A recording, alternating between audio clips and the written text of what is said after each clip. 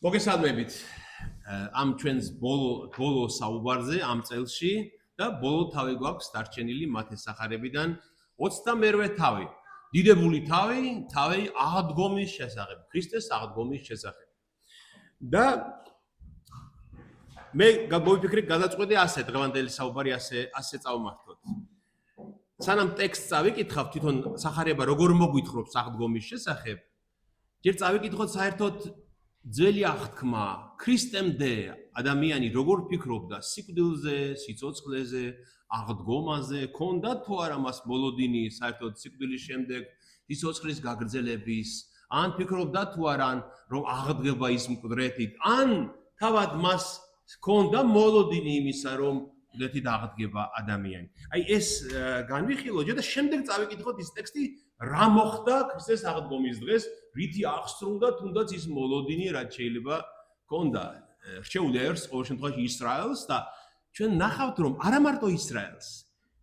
იმ სამყაროში რწმენა იმისა, რომ სიკვდილის შემდეგ უნდა აღდგეს ადამიანი, წარმართულ ხალხებშიც იყო შემორჩენილი. ზოგან მითოლოგიის სახით, ზოგან ასე ვთქვათ, ლეგენდების სახით, მაგრამ ეს რწმენა, რომ სიკვდილი არ უნდა იყოს დასასრული, სხვაგანაც იყო.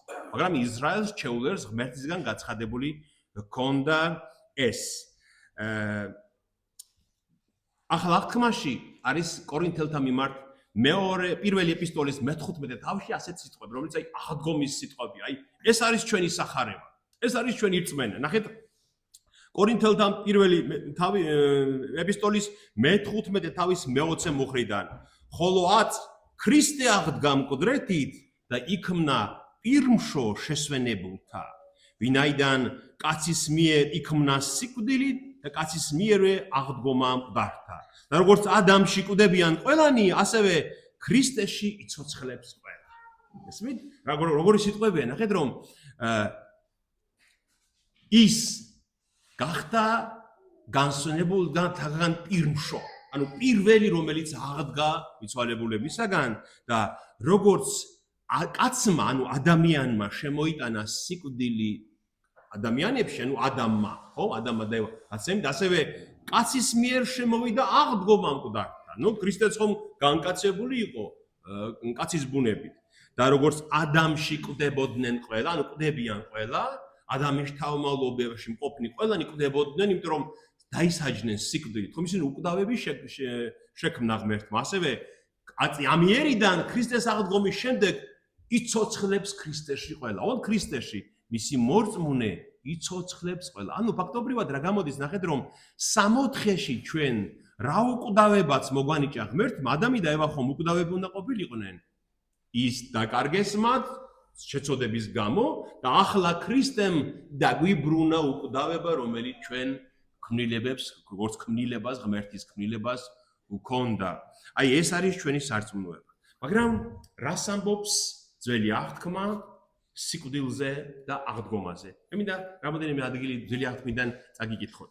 სანამ გადავალთ იმ ტექსტზე, რომელიც თქვენ დაგირიგეთ, აი ეს ტექსტი, აი აქ მოკლედ არის ჩამოწერილი 22-ვე თავის და სხვა სახარებების პარალელურ ადგილებიც და აი ამ ტექსტში არის 12 პუნქტი, რომელიც აღდგომის დროს მოხდა. 12 მოვლენა. ჩვენ ხომ ეს არ ვიცით, ჩვენ გონიათ პირდაპირ რომ ქრისტე აღდგა საფლავიდან და მორჩა, ხო? მაგრამ რა მოხდა იმ ღამეს? როგორ ნახეს? მოციქულებმა როგორ აღიქვეს ეს?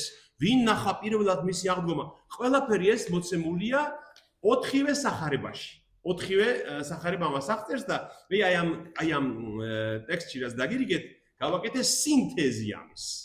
ის 12 საფეხური, რაც იმ ღამეს მოხდა, აღდგომის ღამეს, როგორ არის აღწერილი და აი ამას თქვენ თუ ჩვენ ახლა წავიკითხავ და თქვენ თუ ამას გაიაზრებთ, შეიცნობ, თქვენ გეცოდინებათ მთელი სისავსით რა მოხდა იმ ღამეს, როგორ მოხდა ქრისტეს აღდგომა, ხო? ძალიან საინტერესო. შემდეგ მე როცა YouTube-ზე ამას დავდებთ, როცა YouTube-ზე ჩვენ ამას დავდებთ ამ ჩანაწერს, მე იქვე იმასაც დავურთავ თან, იქ YouTube-საც ეს ტექსტი ექნება თან და შეგიძლიათ იქაც გაეცნოთ თქვენ და შემდეგი მაყურებლები. ესაია წინასწარმეტყველი. ხო, მოდი დავიწყოთ ყველაზე შორიდან, ხო? ყველაზე შორი ალბათ იობის წიგნია, მაგრამ მოდი ესაიასგან დავიწყოთ. იესაია წინასწარმეტყველი რას ამბობს? 22 თავის მერვე მუხლი, რომელიც ეხება სიცოცხლეს როგორც სუვერენულ უფლებას, რომელიც მხოლოდ ღმერთისგან მოდის.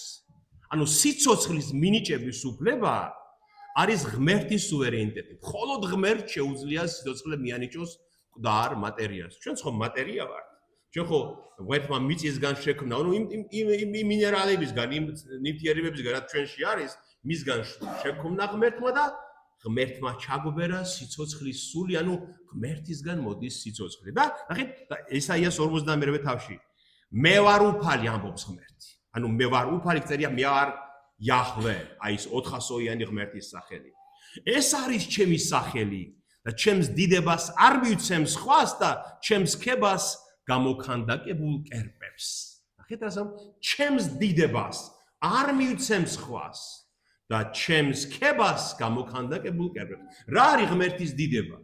რა არის ღმერთის დიდება? აი სიცოცხლის ძალა. სიცოცხლის მონიჭების უფლება არის ღმერთის დიდება, მხოლოდ მას შეუძლია. არც ერთ მეცნიერს, არც ერთ გამოგონებას არ შეუძლია მკვდარ საგანს მიანიჭოს სხეული. მხოლოდ ცოცხლის კლონირება შეუძლია. ხო დღეს მეცნიერება ხომ ასაკეთებს? ცოცხალი უჯრედის კლონირება შეუძლია, მაგრამ რომ მოკვდება უჯრედი, მისი გაწოცხლება არავის არ ძალუց, ეს არის ღმერთის დიდება. და ჩემ დიდებას არ მივიცემ სხვას ამბობს ღმერთი. ანუ სიცოცხლე ღმერთისგან არის. შემდეგ 77 ფსალმუნი დავითის. ნახეთ, უფალი ღმერთი კურთხეულ არს ღმერთი დღითი დღე. წარგვიმართოს ჩვენ ღმერთთან მაცხოვარებისა ჩვენ ისამან, ღმერთი ჩვენი ღმერთი მაცხოვარი და უფლისაგან არიან გამოსავალნი სიკვდილისანი. თქვენ ეს ფსალმუნის კითხვის დროს ეს წაგიკითხავთ ბევრჯერ, მაგრამ არ მიგიქცევიათ ყურადღება. უფლისაგან არიან გამოსავალნი სიკვდილისანი. სიკვდილიდან მობრუნება, სიკვდილიდან გამოსვლა ისევ სიცოცხლეში უფლისაგან არის მხოლოდ ამბობს დავით. ნახეთ, აი როგორ უკვე მიმობნეულია ძველ აღთქმაში, წინასწარმეტყველებებში აღდგომის და სიცოცხლის წმენა, რომელიც მხოლოდ ღმერთს შეუძლია მოგვანიჭოს ჩვენ. შემდეგ დაბადების წიგნში სამყაროს შექმნის პირველივე თავებში მეორე თავის მე-17 მუხლია. მხოლოდ როცა ღმერთმა შექმნა ადამიანები, რა უთხრა მათ?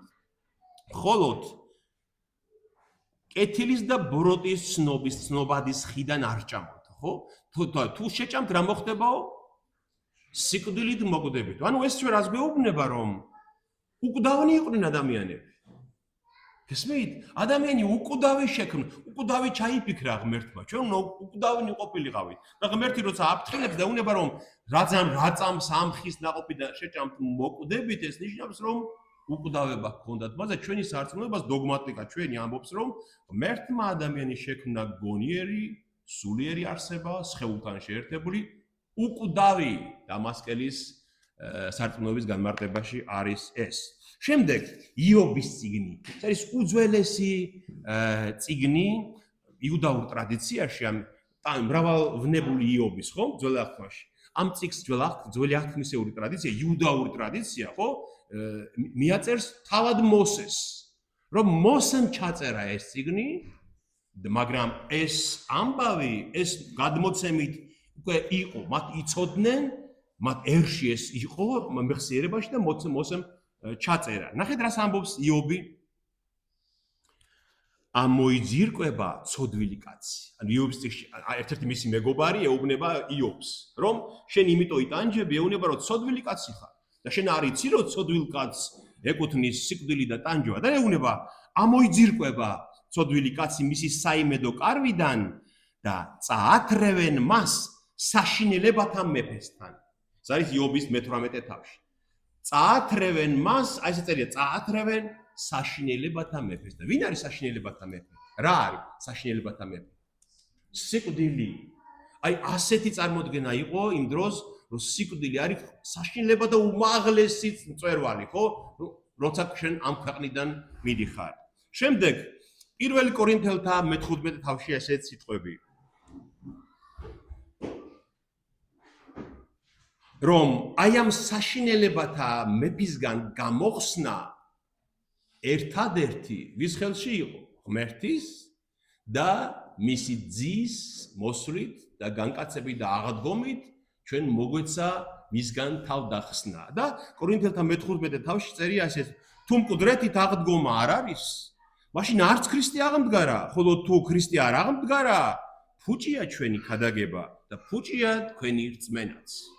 ამიტომ იმ პავლე წერს კორინთელებს, რომ თქვენში კიდევ არის ისეთი ხალხი, ვინც ამბობს, რომ მკვდრები მოკვდნენ და ისინი აღარ დაბრუნდებიან, ისინი არასდროს არ აღდგებიან. მაშინ რანაირი მორწმუნეები ხართ, ეუბნება პავლე? თუ მკვდრეთით აღდგომა არ გწამთ, მაშინ არც ქრისტე აღმდგარა მკვდრეთით და თუ ქრისტე მკვდრეთით აღმდგარა, ჩემი ქადაგებაც ფუჭია, მთელი მოციქულების ქადაგებაც ფუჭია და თქვენი რწმენაც ფუჭია. რას ემსახურება თქვენი რწმენა თუ სიცოცხლეში დაბრუნების არ აგწამთ თქვენი გარდაცვალების შემდეგ. და აი ჩვენ მაგალითად სანამ დავიწყეთ ამ თავს კიდევ რამდენიმე ადგილი მინდა გაჩვენოთ. წინა თავში 27 თავში უბრალოდ საშინელებათა მეფესთან შეხება გავიხილეთ ჩვენ, ხომ? ქრისტეს ჯვარცმით, ხომ? აი ეს თავი ხომ თელამ საშინელებას გვიჩვენებს, რომ ძლევამოსილი, სასწაულმოქმედი, ღვთის სიტყვის მქადაგებელი, ხომ? რჯულის ზედმიწევით აღმსრულებელი, თავად მკვდართა აღმადგინებელი, ხომ? ქრისტე ხო? უცბად ხედავთ, რომ ამ საშინელებათა მეფის თითქოს იძლევა, თითქოს სიკვდილით იძლევა ის თავად.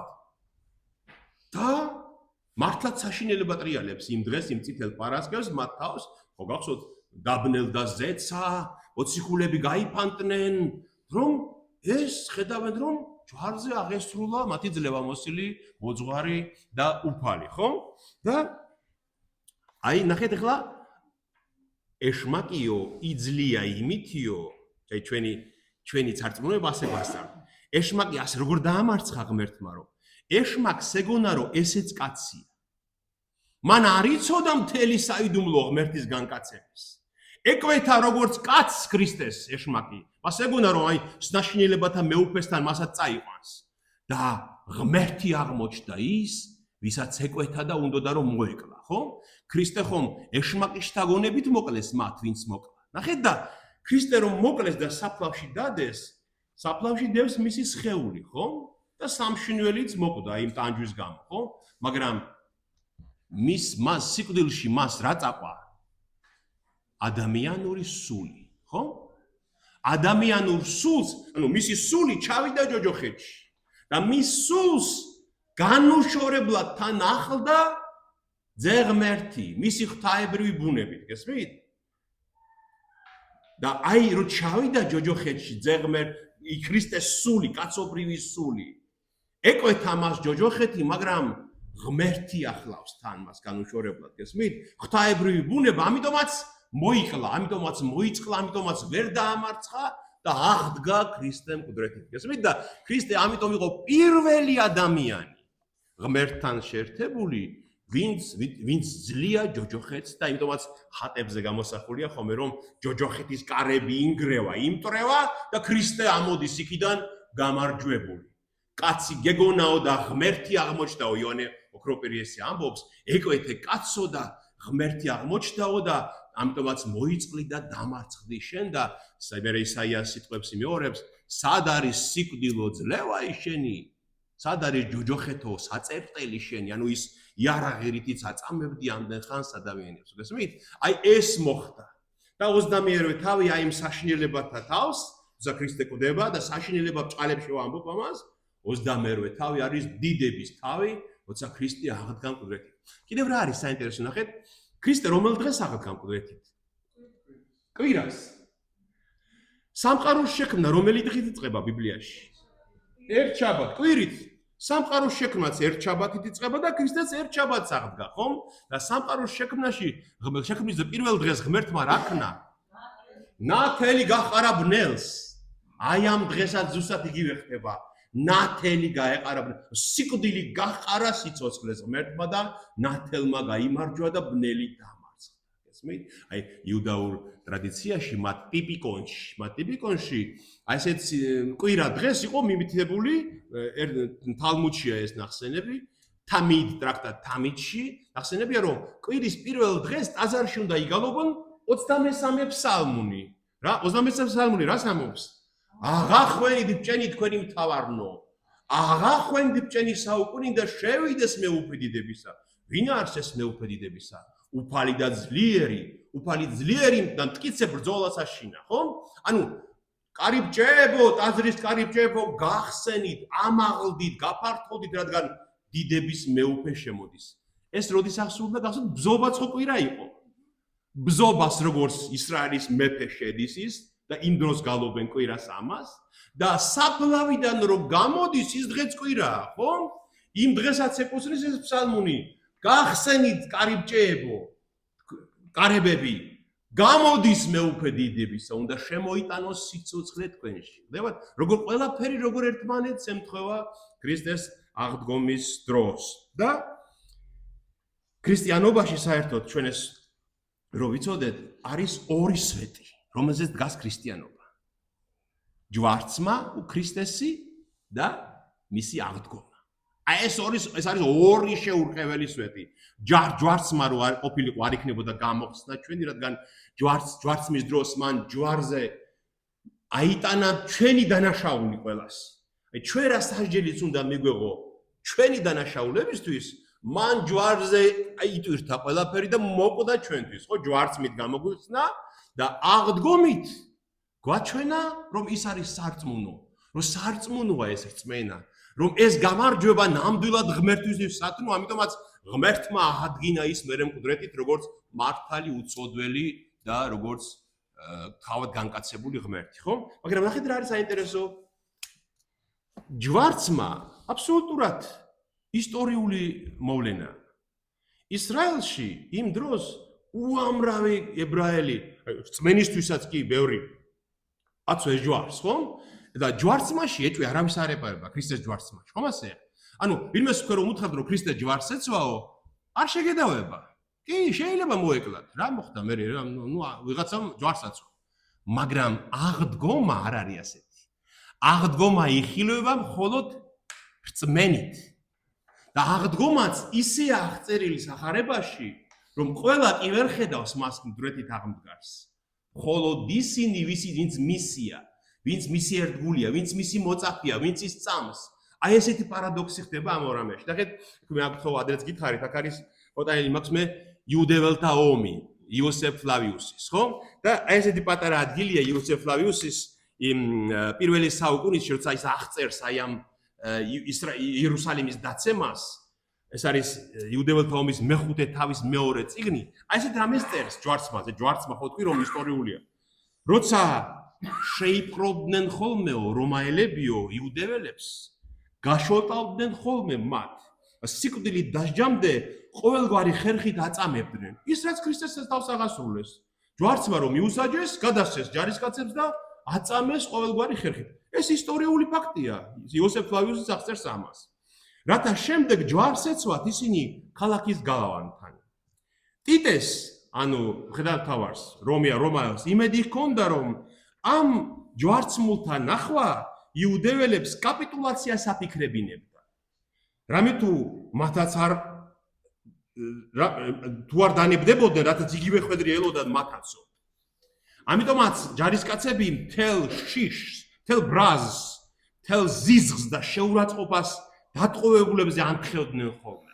იმიტომ რომ ესენი იყვნენ განწირულები და თან უნდა შეშინებოდა ხალხს მათი ტანჯვის გამო და ამიტომაც ჯარისკაცებს აბსოლუტურად ხელები გახსნილი ჰქონდათ, რომ ზიზღი, ბრაზი და მთელი შეურაცხყოფა დაენთხიათ მათ თავზე, ებრაელების ჯვარცმულების თავზე. და შემდეგ სხვადასხვა ფორმით აცვამდნენ ხოლმე მათ ჯვარს. ისე რომ მალე აღარ ჯვარცმის ადგილები იყო ხოლმე საკმარისი და ჯვრებიც აღარ იყო ხოლმე საკმარისი მათი სხეულებისთვისო. იმდენი ჯვარცმული იყო იერუსალიმში და მის გარშემო, ხო? ხედავთ? ანუ ჯვარცმა სადაო საკითხი არ არის. თავარია აღდგა ის თუ არა მკვდრეთი. და უფალიც როცა აღდგება და პარადოქსი რა არის? იცით კიდევ? აი დღეს ხშირად ისმის ინტელექტუალური ადამიანებისგანაც ოღონდ ურწმუნოები როცა არიან ისინი და ამბობენ ქრისტეს აღდგომა რომ ვიწამოთ, ერთი რამ გვჭირდება მხოლოდ ამობენ ისინი. მხოლოდ ერთი რამ. რატომ არ ეჩვენა ის ყველას, როცა აღდგა მკვდრეთით? რატომ? რატომ არ ეჩვენა პილატეს მაგალითად? რატომ არ ეჩვენა მღვდელმთავრებს? რატომ არ ეჩვენა მის მტრებს, ფარისევლებს, თქვა სადუკევლებს? აი ეს კითხვა ისმება. აშკარად რატომ არ დაგვენახა კონკრეტი აღმდგარი? მაშინ ვიწამებდით. აი ეს კითხვა ისმება, მაგრამ მორწმუნემ იცის ეს ატომაც მოხდა. რადგან ის საიდუმლო კონკრეტი დაღდგომის და სიცოცხლის გაგრძელების იხილვება მხოლოდ რწმენით. მხოლოდ ღმერთმა ასე ინება. იმიტომ რომ ღმერთმა იცის რომს ეჩვენოს ურწმუნოს კონკრეტი დაღმდგარი თავად, ის მაინც არ ირწმუნებს. თქვენ რა გონიათ პილატეს რო ეხილა ახლა ქრისტე პრეთამ და იწამებდა? მაინც არ იწამებდა. იმიტომ რომ მას არ სურს იგი, მას არ უყვარს იგი, მას არ უნდა იგი, ამიტომაც არ იწამებდა. ფარისევლები თქვენ გონია იწამებდნენ? არა. კვლავ მის მტრებად დარჩებოდნენ. ამიტომ ღმერთმა ასე ინება, რომ აღდგომის საიდუმლო ეცხადება და ჩვენს დღეს მე მწამს აღდგომა. აბსოლუტურად ბოლომდე მწამს, რომ ეს ასე მოხდა. ეს ასე უნდა მოხდა. თქვენც გწამთ, რატო გწამთ? იმიტომ რომ გიყვართ ქრისტე. იმიტომ რომ გიყვართ ქრისტე და გწამთ მისი და იცით რომ ეს აი ამ ჭეშმარიტებას ამ სიყვარულის გამო ჩვენ გვიცხადებს წმენის თვალით ხედავთ ამას და სულის თვალით ხედავთ ამას. აი ეს ორი რამე ჯვარცმა და აღდგომა ამითი განსხვავდება ერთმანეთისგან, ხო? კიდევ ერთი საკითხია, რომელიც აქვე მინდა სანამ გავარჩიოთ, სანამ ტექსტის კითხვას დავიწყებთ. რა უყოთ იმას? აი ხშირად ისმება ეს კითხვაც. რა უყოთ იმას, რომ წარმართულ გარემოში, სადაც იერუსალიმი არსებობდა, მაგალითად ეგვიპტეში ოსირისი იყო ასეთი ღმერთი, წარმართული ღმერთი, რომელიც მათ მითოლოგიაში წერია, რომ აღდგა მკვდრეთით. სეთმა მისმა ცოლმა, სეთი ერქვა მის ცოლს, მისმა ცოლმა აღადგინა მკვდარი ეს ოსირისი მკვდრეთით. და მესამე დღეს მომხდარა ესეც როგორც ამობენ. რა უყოთ იმას, მაგალითად, იყო ასეთი ატისი ფრიგიული ღმერთი, ეს ფრიგია იყო მხარე დღევანდელი თურქეთის ტერიტორიაზე და ეს ატისი იყო ერქვა მშვენიერი ჭაბუკი. ანუ როგორც ღმერთები როგორც გამოისახებოდა ხოლმე წარმართულ სამყაროში და ეს ატისი შეიშალა და თავი დაისაჭურისა თავად. შემდეგ როგორც მითოლოგია მოგვითხრობს, ზევსმა აღადგინა ის გააცოცხლა, მკვდრით აღადგინა. ეს ატისი იყო ვეგეტაციის, ნაყოფიერების, აი როცა გაზაფხულზე ხდება ეს ყველაფერი, მისი მკვდრით აღდგომა გაზაფხულზე ხდება და ისინი ამბობდნენ, რომ აი როგორც ატისი იღვიძებს, როგორც ზევსმა გააღვიძა ატისი და ბუნებაც იღვიძებს, ხო? ისიც მკვდრით აღდგა. კიდევ იყო ასეთი დიონისე, რომელიც ასევე მკვდრით აღდგა, ადონისი, რომელიც მკვდრით აღდგა და იქამდე მივიდნენ წარმართები, რომ ისინი ამბობდნენ, რომ ჰერაკლე ჩვეულებრივი ადამიანი იყო, როგორც ჩანს მათ ისტორიაში, შემდეგ მითოლოგიაში შეუერთდა ჰერაკლეს, რომ მოკვდა სულით ოლიმპოზე, ღმერთების სამყოფელში წაიყვანა ზევსმა და იქამდე მივიდნენ, რომ აგვისტუსი, ჩვეულებრივი იმპერატორი, ისიც უკვდავი გახდა. უკვდავია აგვისტუსი. ღმერთის წინაშე, გესმით? იმიტომ რომ ღმერთად შერაცხეს თავად აგვისტუსი რომის იმპერატორი. გესმით? და ჩვენ საუბრის ბოლოს მე მინდა გაჩვენოთ რა პასუხი გავცეთ ამას. აი რატომ ამბობ წარმართებთან რატომ არის ეს და რა განსხვავება წარმართების ღმერთების წყალებში აღდგომასა და ქრისტეს აღდგომას შორის. მოდით ეხლა წავიკითხოთ ეს ტექსტი და დანარჩენი შემდეგ შეგვიძლია კიდევ ვისაუბროთ. წინა თავი 27 თავით მათეს სახარების დამთავრდა ასე, რომ ჩამოხსნეს ჯვრიდან იოსებ არიმათიელმა და ნიკოდემუსმა, წარჩინებულმა ებრაელებმა, იუდეველებმა, ქრისტეს სხეულიდან მისი მოწაფეები იყვნენ ისინი თავადაც და შეახვიეს ტიროში, ალოეში, მესაცხებელში საჩქაროდ, ნაჩქარევად შეახვიეს და დაასვენეს საფლავში და მიაგორეს ლოდი. ძიმელო დიდი ლოდი როგორც საფლავს გმანავდნენ ხოლმე იუდეველებს. საფლავი ასეთი იყო ხოლმე ისრაელში. ნახეთ, კლდეში იყო გამოჭრილი პირველი ოთახი. იქ ღრმად კიდევ მეორე ოთახი იყო ხოლმე. აი ამ პირველ ოთახში იყო ქვის საწოლივით დასაწოლი. და იქ ეს ოჯახი შეიძენდა მაგალითად აი ამ საფლავს. ეს იყო ეს ერთი ოჯახის საფლავი მაგალითად. შეძლებულობა ისაც ქონდა შეიძლება ამის. და როცა გარდაიცვლებოდა ადამიანი, აი ამაზე ნელსაცხებლით შემურავდნენ ხოლმე, ტილოებში გაახოდნენ და აი ამ საწოლზე დააწმენ. პირველი 3 დღე ყოველ დღე მიდიოდნენ და ნახულობდნენ მიცვალებულს, ხო? რატომ ნახულობდნენ? იმიტომ რომ მათ იცოდნენ, რომ კლინიკური სიკვდილი არსებობს და თუ ის მკვდარი არ არის, 3 დღეში გაირკვევა, ხო? 3 დღე კლინიკური სიკვდილი ახლა იშვიათად 3 დღეზე მეტი იშვიათად გრძელდება. მე-4 დღიდან უკვე საბოლოოდ დაგმანავდნენ ამ საფლავს და დაახლოებით 1 წლის შემდეგ მივიდოდნენ და უკვე გახსნილია ხო სხეული აღარ არის და ამ ძვლებს და რაც დარჩენი იყო მოაგროვებდნენ ქვის ყუთში ოსუარიორს ერქვამს და მაშინ ჩადებდნენ და კედელში გამოჭრიდნენ ნიშას და იქ შედგამდნენ ამ ნარჩენებს ხო? ნახეთ რომ მეორედ მოსვლის დროს, ანუ მეორედ მოსვლის კი არა, მესიის დღეს უბრალოდ როგორც ის მათები უნდა აღდგენ, ისინი გამოვიდნენ უნდა საფლავებიდან მიცვალებულები. ხო, ამიტომაც მათი ნარჩენები ის რაც იყო ძვლები თუ რაც იყო, უნდა ფერფლი, უნდა შენახული ყოფილიყო კლდეში, მიწაში, რომ მესიის მოსვლის დროს უნდა გამოვიდნენ საფლავიდან.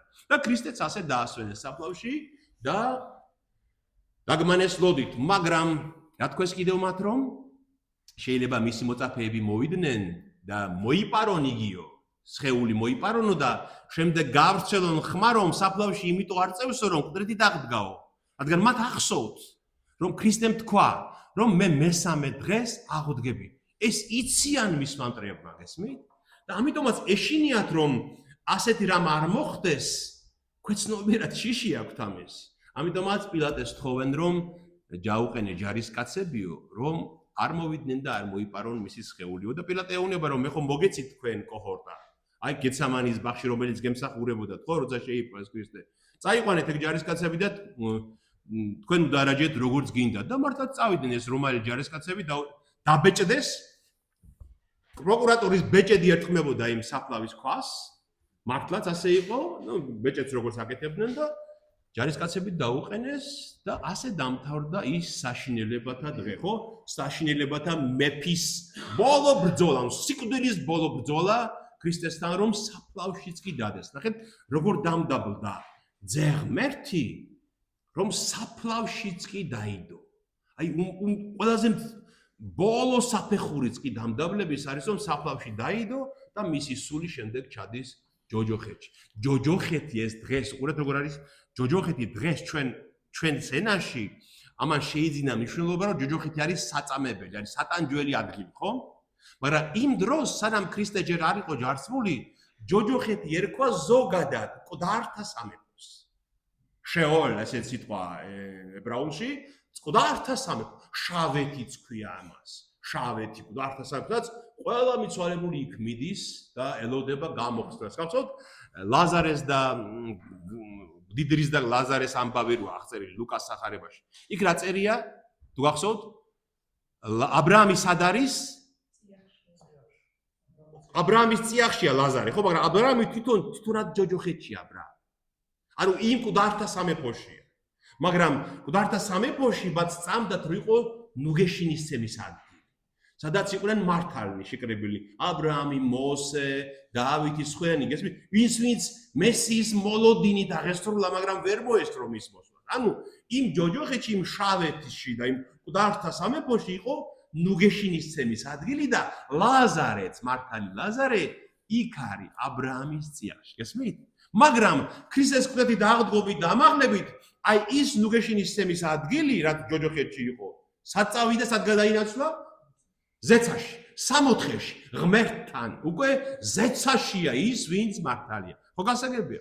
და აი ამ ქრისტემ, როგორც ბოლო ადამიანმა, მის ჯვარცმამდე, აღდგომამდე, ბოლო ადამიანმა განიცადა ეს ჯოჯოხეთში ჩასვლა, მისმა სულმა, მისი კაცობრივი სული შეერთებული ღვთაებრივთან ჩავიდა ჯოჯოხეთში, ხო?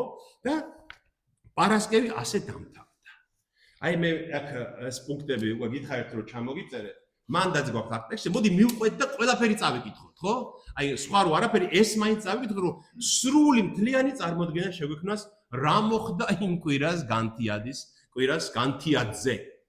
ანუ განთიადი როდის იყო კვირას, ანუ შაბათით მოსაღამოვდა, 18 საათიდან შაბათს დაიწყო უკვე მეორე დღე, კვირა დღე და სადღაც ღამით განთიაძე დილას 5 საათზე 6 საათზე იწყება ეს ამბავი. პირველი პუნქტი.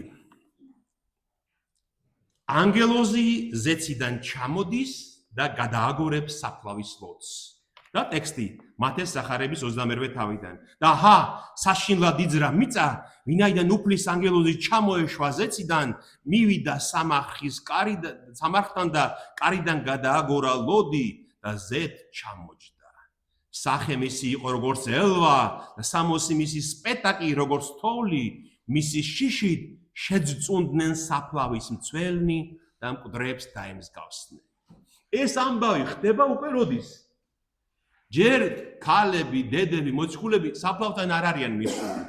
ეს ამბავი ხდება მანამდე, როცა კვირა დაიწყო, ანუ კვირა შემოვიდა, აი იმ ღამეს ჩამოდის ჯერ ანგელოზი, ჯერ არავის არ უნახავს ის და ანგელოზი ხსნის, იმიტომ რომ ღმერთის დავალება, ღმერთის განგებულებაა და ანგელოზი ასრულებს ის, რაც ღმერთმა დაავალა, აგორებს საფლავის ლოდს, მაგრამ ძალიან მძიმეა იმას ერთი ადამიანი ვერ გადააგორებს, რამოდენიმე კაცი უნდა და ჯდება ამ საფლავის კარზე. იმიტომ რომ ამით რას ანიშნებს, რომ მისი სპეტაკი სამოსი ანიშნებს, რომ აბსოლუტური სიმართლით ხდება ეს, რაც ხდება და საფლავის ქვაზე ჯდება, რომ ვერავინ ვეღარ დახურავს საფლავის კარს.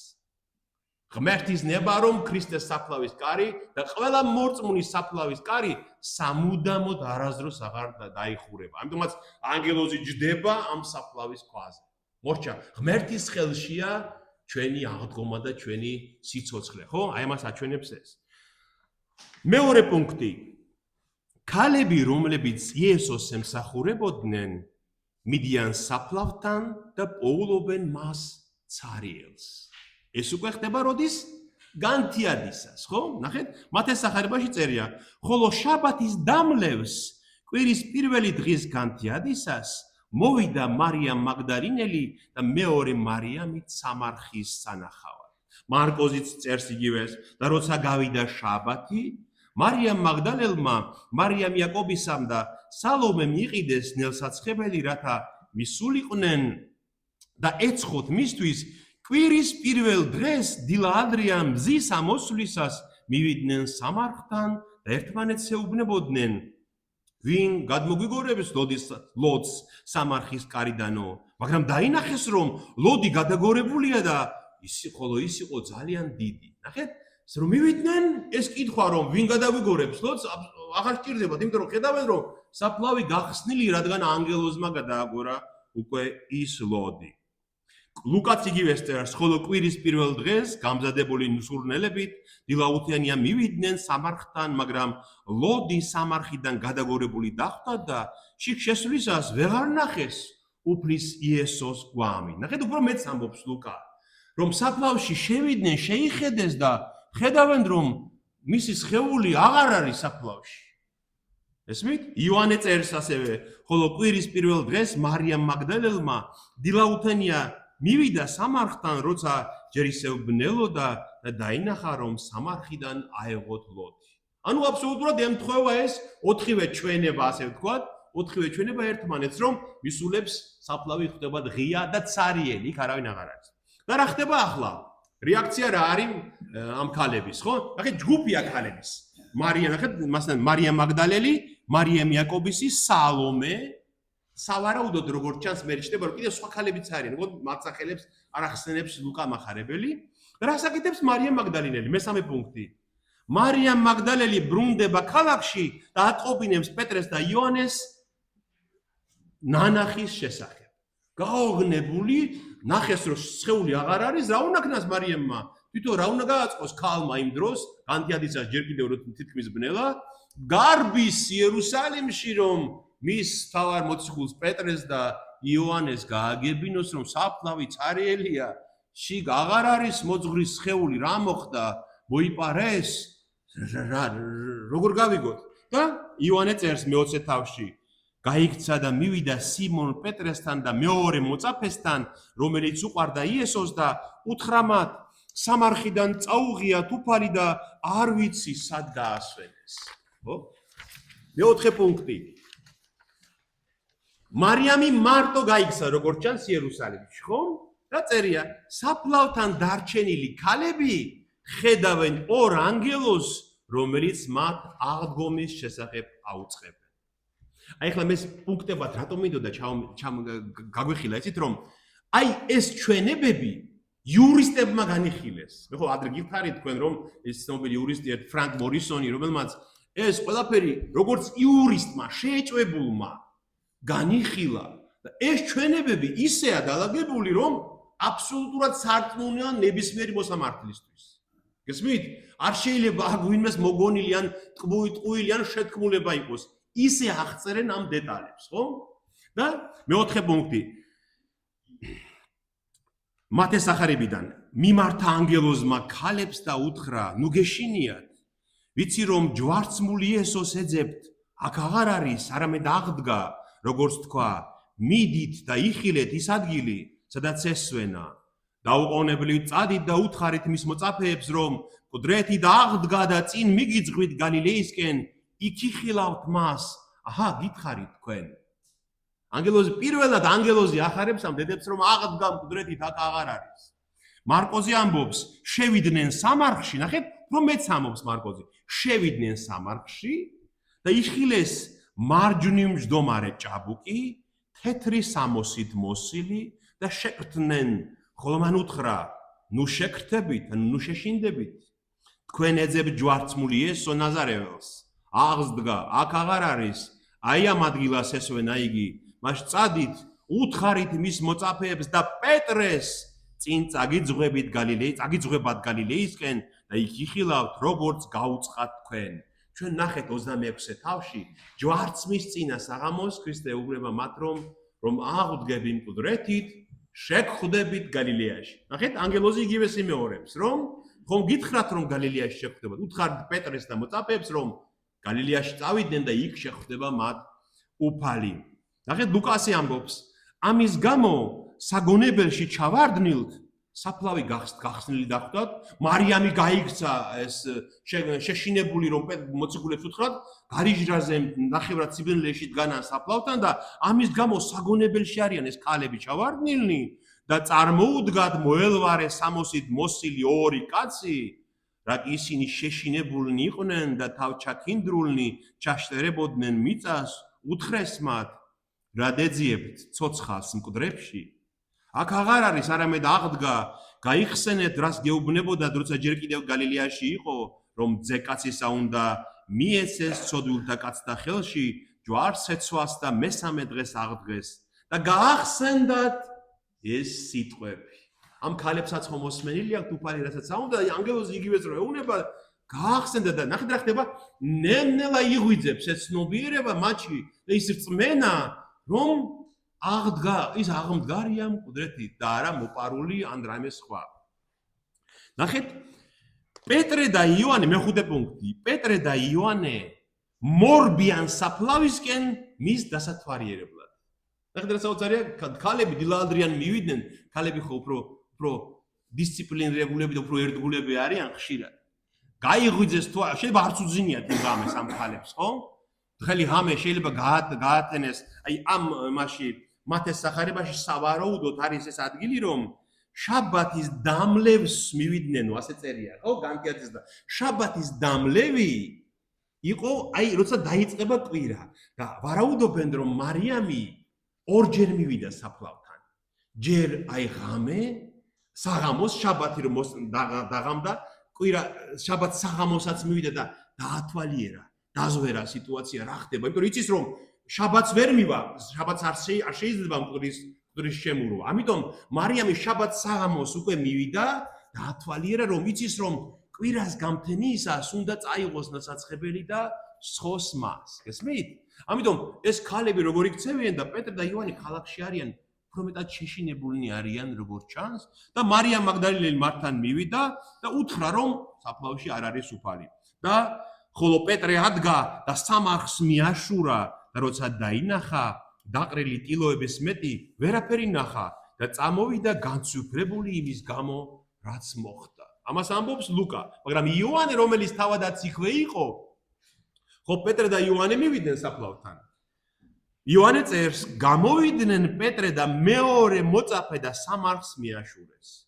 ორივენი ერთად მირბოდნენ, მაგრამ მეორე მოწაფემ გაუსწრო პეტრეს და პირველი მივიდა სამარხთან. მეორე მოწაფე თავის თავზე ამბობს, ხო, ესე ახსენებს თავის თავს. დაიხარა და დაინახა ძირს დაყრილი ტილოები. კი იოანე არ შევიდა. იოანე ამბობს, რომ დაიხარაო, ეს შესასვლელი ქვევით იყო ხოლმე, უნდა დაყრილიყავე. და შეიხედა და დაინახა, რომ ტილოები ყრია შიგნით, ხო? მაგრამ შიგ არ შესულა. მას კვალდაკვალ მოჰყვა სიმონ პეტრეც, სამარხში შევიდა და ძირს დაყრილი ტილოები დაინახა, ხოლო სუდარა თავზე რომ მქონდა შემოხვეული, ტილოებთან კი არ იდო, არამედ დაეკეცათ და ცალკე დაედოთ. მაშინ შევიდა მეორე მოწაფეც, პირველად რომ მივიდა სამარხთან და იხილა და იწამა, რადგან ჯერ კიდევ არ იცოდნენ წერილი, რომ ყდრეთით უნდა აღმდგარიყო და მოწაფეები კვლავ შინ დაბრუნდნენ. და იოანემ ნახეს აი ეს ყველა უფრო გასინჯეს. ნახეთ, ქალებს ალბათ უფრო მეტად შეეშინდათ, რომ შესულიყვნენ. ესენი შევიდნენ და გასინჯეს, ტილოები ნახეს. თავზე რაც ჰქონდა მოხვეული, ის დაკეცილი იდო იმ ადგილას, თავის ადგილას. რომ მოეპარათ ქრისტეს სხეული. ვინ დაკეცავდა იმ ტილოებს, ან ტილოებს იქ როგორ დატოვებდნენ? ის ხომ შეხვეული იყო ამ ტილოებში, ხომ? რომ მოეპარათ მისი სხეული მართლა მის მოწაფეებს. ტილოებს იქ ვინ დატოვებდა, ან როგორ დატოვებდნენ, ხო არ გახსნიდნენ ამ ტილოებს, ხომ? ტილოებიანად არ წაიღებდნენ. ამიტომ ის ტილოები იქ რო ეყარა, სადასტურებს, რომ ის აღდგა მკვდრეთით და გათავისუფლდა იმ საფლავის გვამის შესაკრელი ტილოებისგან. ესმით? აი ეს დეტალები გვიდასტურებს ჩვენ იმას, რომ ეს ასე მოხდა. მეექვსე პუნქტი.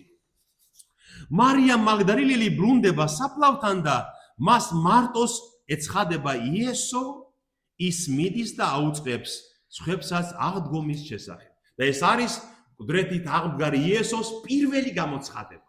მარიამ მაგდალელს პირველს ეცხადება იესო ქრისტე თავად. ეხლა რა მოხდა, ნახეთ? მარიამმა ხო შეატყობინა პეტრეს და იოანეს, რომ ცარიელია საფლავი. ისინი წამოხდნენ და გამოიქცნენ საფლავისკენ, ხომ? იერუსალიმიდან. მარიამ ალბათ სირბილში ვერ დაეწია ამათ, ხომ? ესენი კაცები ჩქარამორებიან, ახალგაზრდა კაცები. და ეს პეტრემ და იოანემ ეს რომ დაათვალიერეს და მიბრუნდნენ უკან, მარიამი ეხლა მოვიდა დაგვიანებით საფლავთან. აი ეს მომენტია აღწერილი, როგორ დეტალებია, ხედავთ? და მარკოზი წერს, ხოლო კვირის პირველ დღეს დილა ადრიან აღმდგარი იესო პირველად ეჩვენა მარიამ მაგდალელს, რომლისაგანაც გაეძევებინა 7 ეშმაკი, ისიც წავიდა და აუწყა მასთან მყოფთ, რომლებიც ტიროდნენ და მოთქვამდნენ, მათ კი თუმცა გაიგეს, რომ ცოცხალია და მან იხილა არ ირწმუნეს. იოანე ასე წერს, ხოლო მარიამი სამარხთან იდგა და ტიროდა. მივიდა მარიამი საფლავთან, ეს ქალების ჯგუფი უკვე წასულია საფლავიდან, პეტრე და იოანეც წასულია საფლავიდან უკვე, იმიტომ რომ ცარიელ საფლავთან რა აკეთონ? ხო იქ უნდა გაარკვიონ რა მოხდა ერთმანეთში. და მარიამი მოვიდა და მარტო ამ განთიადზე საფლავთან და დგას და ტირის. იმიტომ რომ სასოწარკვეთილია, ვერავინ ვერ ნახა, რო კითხოს, არ იცის რა გააკეთოს და ტირის. და ასე მტირალი დაიხარა სამარხისკენ და დაინახა თეთრი სამოსით მოსილი 2 ანგელოზი. ესე მარიამიც ხედავს ანგელოზებს. ერთი თავთით და მეორე კი ფეხთით რომ იჯდა იმ ადგილას, სადაც ესვენა იესოს გვამი და უთხრეს მას: "ქალო, რაც ტირი?" მან კი მიუგო: "წაუღია ჩემი უფალი და არ ვიცი სად დაასვენეს." ეს რომ თქვა, უკან შემობრუნდა და დაინახა იქვე მდგარი იესო. მაგრამ ვერ იცნო, რომ იესო იყო, უთხრა მას იესომ: "ქალო, რაც ტირი? ვის ეძებ?" მას მებაღე ეგონა და უთხრა: "ბატონო, თუ შენ წაიღე, იგი მითხარი სად დაასვენე და მე წამოვიღებ." უთხრა მას იესომ: "მარიამ." შებრუნდა და ებრაულად უთხრა რაბუნი, რაც ნიშნავს მოძღვარ. და უთხრა მას იესომ: "ნუ შემეხები, რადგან ჯერ კიდევ არ ავსულ ვარ მამასთან. წადი და ჩემს ძმებს უთხარი, მამა ჩემსა და მამა თქვენთან ავდივარ, ჩემს ღმერთსა და თქვენ ღმერთთან." ამას ეუბნება მარიამს. ნახეთ როგორი ადამიანური და როგორი ღვთაებრივია ეს მათი შეხვედრა, ხო?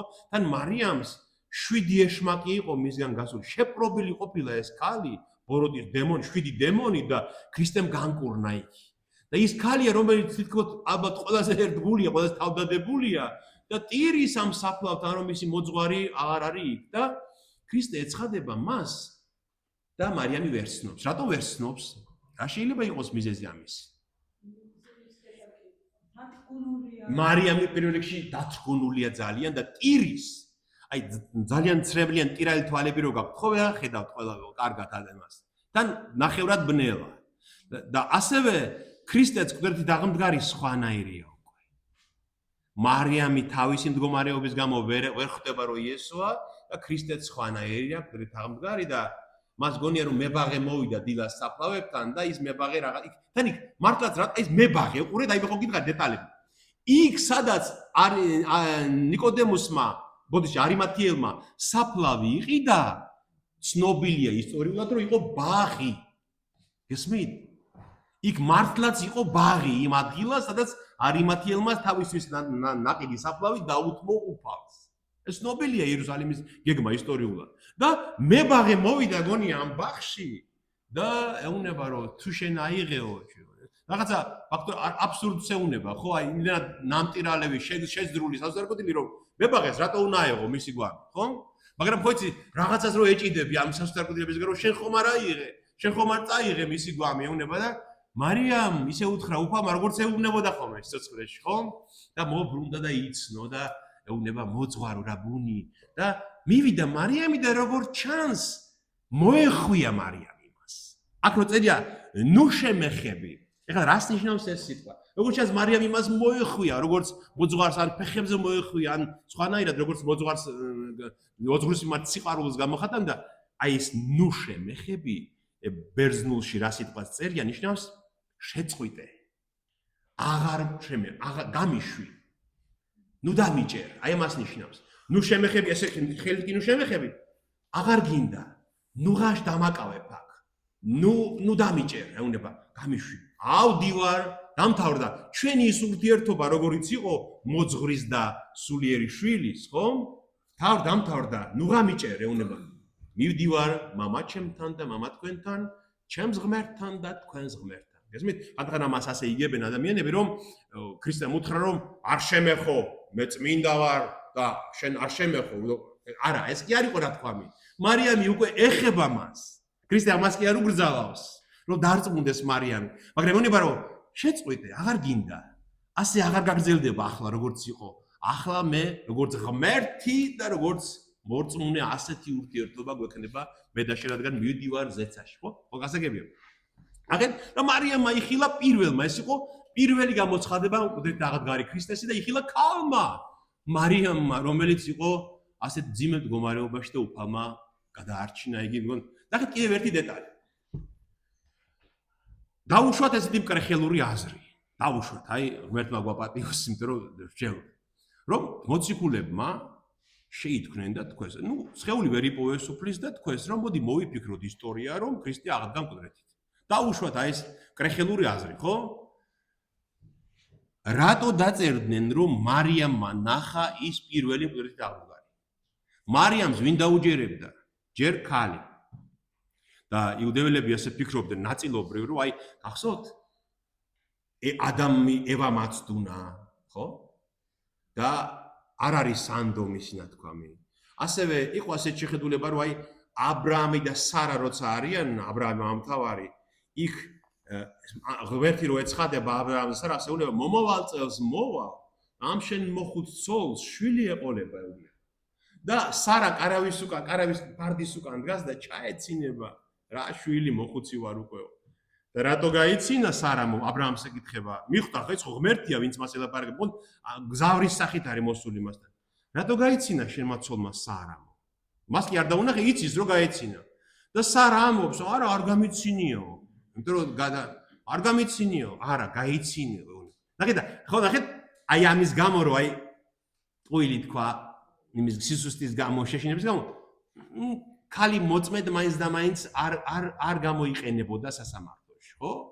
ეს იმას კი არ ნიშნავს, რომ ბიბლია ქალებს აკნინებს, არა, დიდებული ქალებია, ცნობილი, მაგრამ იუდაიზმში ასე იყო ნაწილობრივ შეხედულება და მათ რო ეს ამბავი, როგორც შეთქმულება ისე მოეფიქრებინათ.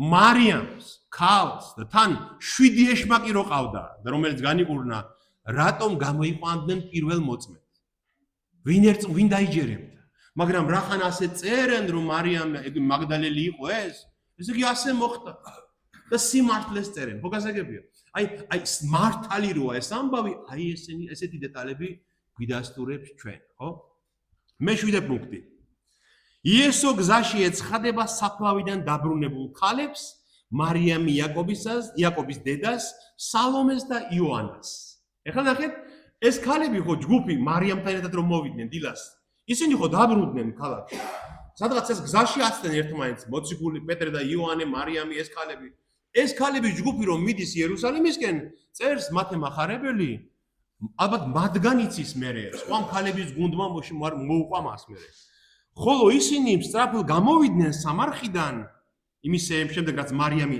გაიქცა ქალაქში პეტრეს და იოანესთან ისინი ქალების ჯგუფი სწრაფად გამოვიდნენ სამარხიდან შიშით და სიხარულით მორბოდნენ რათა ეუწყებინათ მისი მოწაფეებისთვის და შემოხვდათ მათ იესო და უთხრა გიხაროდეთ ხოლო ისინი მივიდნენ და მუხლებზე მოეხვივნენ და თაყვანისცეს მას მაშინ უთხრა მათ იესომ ნუ გეშინიათ წადით დაუწყეთ ჩემს ძმებს რომ გალილეას წავიდნენ და იქ მიხილავენ მე ნახეთ ეს ჯგუფი ქალების უკვე მარიამს აღარ დაელოდა და თან ანგელოზები გამოეცხადა იმ ქალებს ხო იმ ჯგუფს ხო წავიკითხეთ ის უკვე და შეშინებული და გახარებულები მორბიან იერუსალიმისკენ ქონიათ ეს შემთხვევა რომ შიში და სიხარული ერთად გაქვთ ქონიათ შემთხვევა იშვიათად ხდება ეს იშვიათად შიში თავზარდამცემი შიში რაც მათ ნახეს და თან სიხარული რომელიც ბოლომდე ჯერ ვერ გაგიაზრებია რა ხდება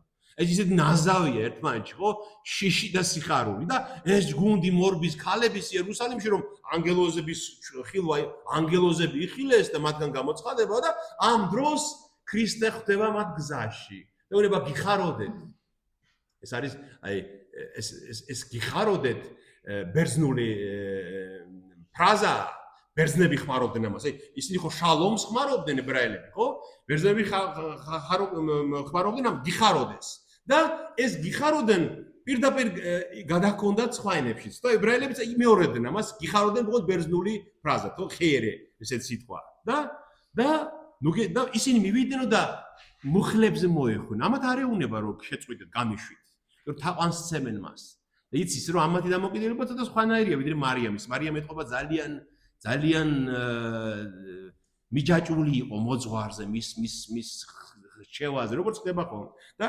მოეხვნენ მუხლებზე თაყვანისცეს და ეუნება ნუ გეშინიათ ამ ქრისტემ იცის რომ შიშია ეხლა მთავარი ტერი ამათ იმიტომ რომ ამას გააზრება ხო ჭირდება ამის ხილვას და ხო ჭირდება გააზრება ხომ იმიტომ რომ წინა დღეს გვარი ნახეს და ახლა საფლავში აღარ არის და ცოცხალი ხდებათ მათ და წადით და ჩემ ძმებს უთხარით რომ გალილეაში შეგხვდებით სადაც დავიწყეთ ჩვენი საქმე იმიტომ რომ ესენი ხო ყველანი გალილეველები არიან ქრისტეც მისი მოციქულებიც და იქ შევხვდებით ისევ სადაც დავიწყეთ მერვე პუნქტი საფლავის მცველი ჯარისკაცები მიდიან ქალაქში ატყობინებენ იუდეველთა წინამძღოლებს მომხდარის შესახებ და იღებენ ქრთამს ტყუილის სათქმელად ეს ჯარისკაცები ჩვენ ხო პირველ პუნქტში ნახეთ რომ ლოდი რო გადააგორა ანგელოზმა ზე ჩამოჯდა ეს ჯარისკაცები შიშით მკვდრებს და ემს გავსენ და დაცვიდნენ ანუ რას ნიშნავს გული წავუვიდათ როგორც ჩანს ამ თავზარდაცემისგან გული წავუვიდათ და როცა გამოფხიზდნენ ეს მეორე პუნქტის ამ ყველაფრისგან წამოდგნენ და მიდიან ქალაქში რატომ მიდიან ქალაქში რომ პირველ რიგში ესენი ვინ დაიქირავა მღვდელმთავრებმა ხო ფარისეულებმა და ხუცესებმა მიდიან მათთან რომ მათთან გაარკვიონ რა გველის რა ბედი გველის იმიტომ რომ რომელ ჯარისკაცს სიკვდილით ჟიდნენ თუ ჩაეძინებოდა პოსტზე სიკვდილით იჯებოდა ხშირ შემთხვევაში და ჩვენ გვაქვს მოციქულთა საქმეშია როცა პეტრეს გაათავისუფლებს ანგელოზი ხმალს ამოიღებს ის ციხის უფროსი და უნდა თავი მოიკლას იმიტომ რომ და იცის რომ სიკვდილით დაჟიან ისედაც აი ამ დანაშაულის გამო და ეს ჯარისკაცები გარბიან რომ მივიდნენ ხუცესებთან და კითხონ რა ვქნათ როგორ მოვიქცეთ და ასე წერს მათე და როცა ისინი წავიდნენ ზოგიერთი დარაჯთაგანი ქალაქში შევიდა და მოახსენა მღვდელმთავრებს ყველაფერი რაც მოხდა, ხოლო ისინი შეიკრიბნენ უხუცესებთან ერთად, ჭობა გამართეს, დიდ ძალიფული მისცეს ჯარისკაცებს და უთხრეს, თქვით, რომ მისი მოწაფეები მოვიდნენ ღამით და ვიდრე თქვენ გეძინათ, მოიპარეს იგი. და თუ ეს ხმა მიაღწევს მთავრამდე, ჩვენ დავარწმუნებთ მას და უსიამოვნებისაგან გიხსნით. მათაც აიღეს ფული და ისე მოიქცნენ, როგორც დარიგებულნი იყვნენ და გავრცელდა ეს ხმა იუდეველთა შორის დღევანდელ დღემდე. ნახეთ, აი ეს როგორ გვიჩვენებს სიმართლეს აღდგომისას. კიდევ აი ეს პუნქტიც, რომ ესენი ეუბნებიან, როცა ადამიანს დანაშაული აქვს ჩადენილი და ხედავს, რომ ეს დანაშაული გაიხსნა და ვერ გამოსავალი აღარ აქვს, სისულელეზე უმატებს, ხო? რას ეუბნებიან ესენი ამ ჯარისკაცებს? თქვით, რომ მისი მოწაფეები მოვიდნენ და მოიპარესო. თუ ამათ ეძინათ, საიდან იციან, რომ მოციქულები მოვიდნენ და მოიპარეს? ან თუ დაინახეს, რომ მოციქულები მის სხეულს იპარავენ, რატომ არ დაიცვეს? იარაღი ამათ აქვთ ხელში ჯარისკაცებს, ხო? ხო, აბსურდია ამის თქმა, მაგრამ თან რო ამობენ, რომ მოციქულები მოვიდნენ და მოიპარესო და ეს გავრცელდა ხმა, რომ დღემდე გავრცელებულია ეს ხმაო, იმდენად უსუსურია ეს ბრალდება, რომ ეს ინფორმაცია, რომ ამან კიდევ უფრო მეტად დააეჭვა და გაუჩინა რწმენა ბევრ ადამიანს, რომ სისულელეა. ესე არ იქნებოდა. გესმით? აი ამ ბროტებას მოკლე ფეხები აქვს, როგორც ტყუილს, გესმით? და სისულელეს ამბობენ ამ დროს. და ამათ ეშინია ჯარისკაცებს, რომ დაასჯისმათ პილატე, რადგან ის ხო იმის ქვეშ არიან, იმის მართლობის ქვეშ. ესენი უნებიან, რომ ჩვენ ისე მივიტანთ ამ ამბავს იქ, რომ პროკურატორს უკვე არ აინტერესებს ეს. იმიტომ რომ პროკურატორმა ის პილატემ ის პრობლემა მოაგვარა უკვე. და ეხლა მის ხეულს რა მოუვა? მაინც და მაინც დიდი სიმკაცრით ამას ის არ მოექცევა. ამიტომაც მაგას ჩვენ მოვაგვარებთ იქ და კიდე ბევრი დიდი ქთამი მისცეს, როგორც ჩანს, ალბათ იქაც ქთამი მისცეს. პილატემ და მივიდოდნენ ხო ჯერ ამათ კიდე უპროსი ყავდათ ვიღაცა, იმასაც ფული მისცეს და დაქთამეს ესე ყველა და ესე გავრცელდა ეს ხმა ამ სისულელეში. მეცხრე პუნქტი. იესო ეცხადება პეტრეს. ეს არის ერთ-ერთი ყველაზე იდუმალი გამოცხადება. მეორე გამოცხადება ქრისტეს იყო ჯგუფს რო შეხვდა ქალებისას, ხო? და მესამე გამოცხადება რაც სახარებიდან ჩვენ ვიცით არის პეტრეს ხვდება იესო ქრისტე. მესამე ეს არის, ხო? და ეს კორინთელთა მიმართ ეპისტოლეში მე-15 თავში პავლეს აქვს აღწერილი ნახსენები და ასე წერია და ლუკას აქვს 24 თავში კიდე. აი ამ ორ ადგილას არის ნახსენები, რომ ქრისტე აღდგარი მკვდრეთით ცალკე ყველას გარეშე შეხვდა პეტრეს. ნახეთ როგორ თქოს უფალს მიეჩქარება იმავე დღეს, რომ იპოვოს პეტრე. რატომ? იმიტომ რომ იცის რომ პეტრე ყველაზე განადგურებულია. მან სამჯერ უარყო იგი და აღდგა თუ არა მკვდრეთით ეძებს პეტრეს, რომ მას შეხვდეს, რომ დაელაპარაკოს, გაამხნევოს. ჩვენ არ ვიცით რა ელაპარაკა უფალი პეტრეს, ეს სახარებაში არ არის აღწერილი, მაგრამ შემდეგ ასეთი რამ ხდება. როცა გალილეაში რაღაც ალბათ ერთი კვირის შემდეგ დაახლოებით ცოტა მეტი გალილეაში როცა ხვდება თავის მოწაფეებს იესო ქრისტე, იქ საჯაროდ ელაპარაკება პეტრეს. ცალკე რა ელაპარაკეს ჩვენ არ ვიცით. და იქ როცა ეკითხება პეტრე სიმონას ძეო, გიყვარ ვარმე? სხვაებიც უსმენენ ამას. უკვე ესე პეტრე უნება შენ იცი რომ მიყვარხარ. დამწყსე ჩემი ცხოვარი. შემდეგ მეორე ეუბნება პეტრე იონას ძეო, გიყვარ ვარმე ამაზე მეტად? შენ ხო ამბობდი რომ შენ ყველაზე მეტად გიყვარ ვარ. გიყვარ ვარ ამაზე მეტად. პეტრე ვეღარ ბედავს რომ ეს თქვას და ამბობს რომ ეუფალო შენ იცი რომ მიყვარხარ. აძოვე ჩემი ცხვრები, ანუ საკვები, სულიერი საკვები მიეცი ჩემს ცხვრებს. და მესამეთაც ეუბნება პეტრეს იონას ძეო, გიყვარ ვარმე? და შეწუხდა პეტრე რომ ამას ეუბნება, რომ ესე იგი ეჭვეპარება ჩემს სიყვარულში, მაგრამ უფალს ეჭვიარება, უფალს უნდა რომ სამი უარყოფა სამი სიყვარულის გამოცხადებით გააბათიოს ოღონდ საჯაროდ, რომ ეს ყველამ დაინახოს. იმიტომ რომ ამის მერე მოციქულები პეტრეს ისევ პატივსცემენ, ისევ აღიარებენ, ისევ მიხვევიან, იმიტომ რომ ქრისტემ საჯაროდ დაადგინა ისევით. და ეუბნება პეტრე ეუბნება რომ შენ უფალო ყველაფერი იცი, შენ იცი რომ მიყვარხარ შენ. და ეუბნება დამწყსე ჩემი ცხვრები და წამოდგა უფალი და მიდის და წამოდგა პეტრე და მიხვება მას. აი ესეთ ბოლო თავში ეს ადგილია რომ თითქოს მიდის მართლა წამოდგა უფალი იმ საუბრიდან და მიდის და პეტრეც უთხრა გამომყევი წამოდგა პეტრეც და მიყვება მას და მე იოანეც მიყვება უკან იმათ და იცდეს ამბავი თქვენ. ნახეთ, აი აქ ახსენებია რომ იესო ცალკე იმავე დღეს აღდგომის დღეს შეხვდა პეტრეს. მეათე პუნქტი. იესო ეცხადება ორ მოწაფეს ემაუსის გზას. ეს არის უკვე დაახლოებით ქრონოლოგიურად შუადღის პერიოდია. დილა გავიდა უკვე, ეს ამბავი მოხდა, ალბათ ესენი ჭობენ, ჯერ კიდევ ვერ მოსულან გონს რა მოხდა და ამ დღეს შუადღისას დაახლოებით ორი მოწაფე ემაუსში მიდის იერუსალიმიდან.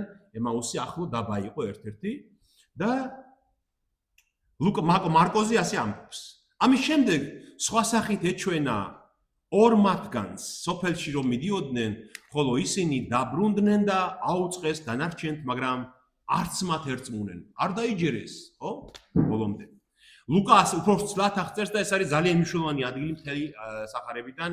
იმავე დღეს ორი მათგანი მიდიოდა იერუსალიმიდან 60 უტევანით დაშორებულ დაბაში, რომელსაც ქვია ემაუსი და ერთმანეთს ესაუბრებოდნენ ყოველივე ამის გამო. ამ საუბარსა და მსჯელობაში მიუახლოვდათ მათ იესო თვითონ და დაემგზავრა მათ. მაგრამ მათ თვალები დადგომოდათ, ასე რომ ვერ იცნეს იგი და უთხრა მათ, რას ეუბნებით ერთმანეთს გზაში, ან რატომ ხართ ასე მწუხარენი? ერთმა მათგანმა სახელად კლეოპამ მიუგო და უთხრა, თუ შენ ხარ ერთადერთი უცხო იერუსალიმში და არ იცი ამ დღეებში რა მოხდა აქ? და კითხა მათ, მაინც რა? ხოლო მათ მიუგეს, რა და იესო ნაზარეველს, რომელიც იყო კაცი წინასწარმეტყველი, ღმრთისა და მთელი ხალხის წინაშე სიტყვითაც და საქმითაც მძლავრი, სიკვდილი მიუსაჯეს ჩვენმა მღვდელმთავრებმა და წინამძღვრებმა და ჯვარსაცვეს იგი. ჩვენ კი იმედი გვქონდა, რომ სწორედ ის იყო, ვისაც უნდა ეხსნა ისრაელი, მაგრამ აი უკვე მესამე დღეა, რაც ეს ამბავი მოხდა, თუმცა ჩვენი ქალებიდან ზოგიერთმაც გაგვაცვიფრა, დილაუთენია მივიდნენ სამარხთან და ვერ იპოვეს მისი გვამი. მოვიდნენ და გვითხრეს, რომ უხილავთ ანგელოზები, რომლებსაც უთქვამ ცოცხალიაო. ზოგიერთი ჩვენგანი მივიდა სამარხთან და ყველაფერი ისე დახვდათ, როგორც ქალებმა თქვეს. თვითონ კი ვერ იხილეს იგი. იესომ უთხრა მათ, ეჰა, უგუნურნო და გულმძიმენო, რწმენის და ყოველივე იმის მიმართ, რასაც ამბობდნენ წინასწარმეტყველნი. განა ასე არ უნდა ვნებულიყო ქრისტე და შესულიყო თავის დიდებაში?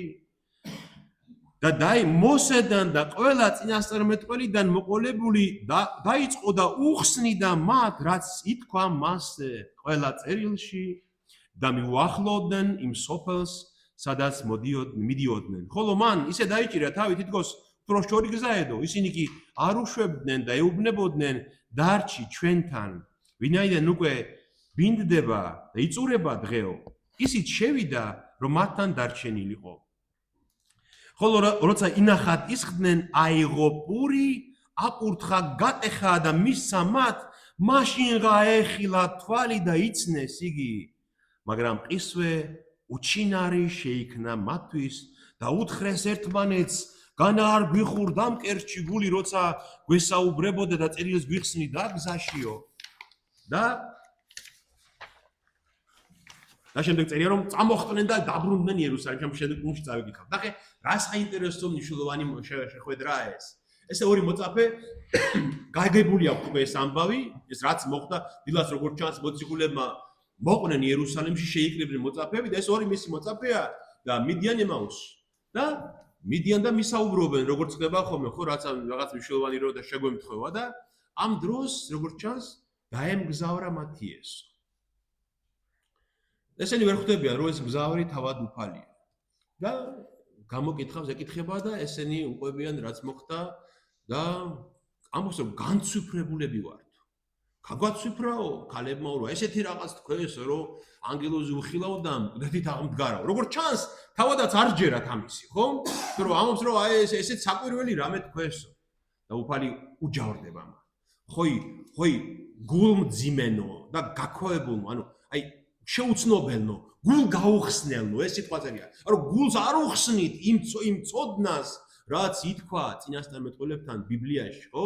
და ნახეთ რაც ამობს და დაიწყო უფალმაო. და დაიწყო ახლა უფალმა რამდენიმე საათიანი გაკვეთილი ჩაუტარა ამათ სახარების ბიბლიის განმარტების. აი ეს ხე ზუსტად ეს მოხდა მათ. და დაიწყო რა უთა მოსედანო წინასწარმეტყველებიდანო და ფსალმუნიდანო უხსნიდა ყველა ადგილსო რომელიც ამბობდა იმას რაც აღსრულდა მის თავს. გესმით? მოსე წინასწარმეტყველები და ფსალმუნი არის ბიბლიის სამი ნაწილი ვისგანაც შედგება ძველი აღთქმა. გესმით? თანახი ქვია. თანახი არის სამი ასო. თ, ν და ხ. თ არის თორა, ν არის ნევიიმ, ანუ წინასწარმეტყველები, ებრაულად ნევიიმ, წინასწარმეტყველები და ქ არის ქეთუვიმ.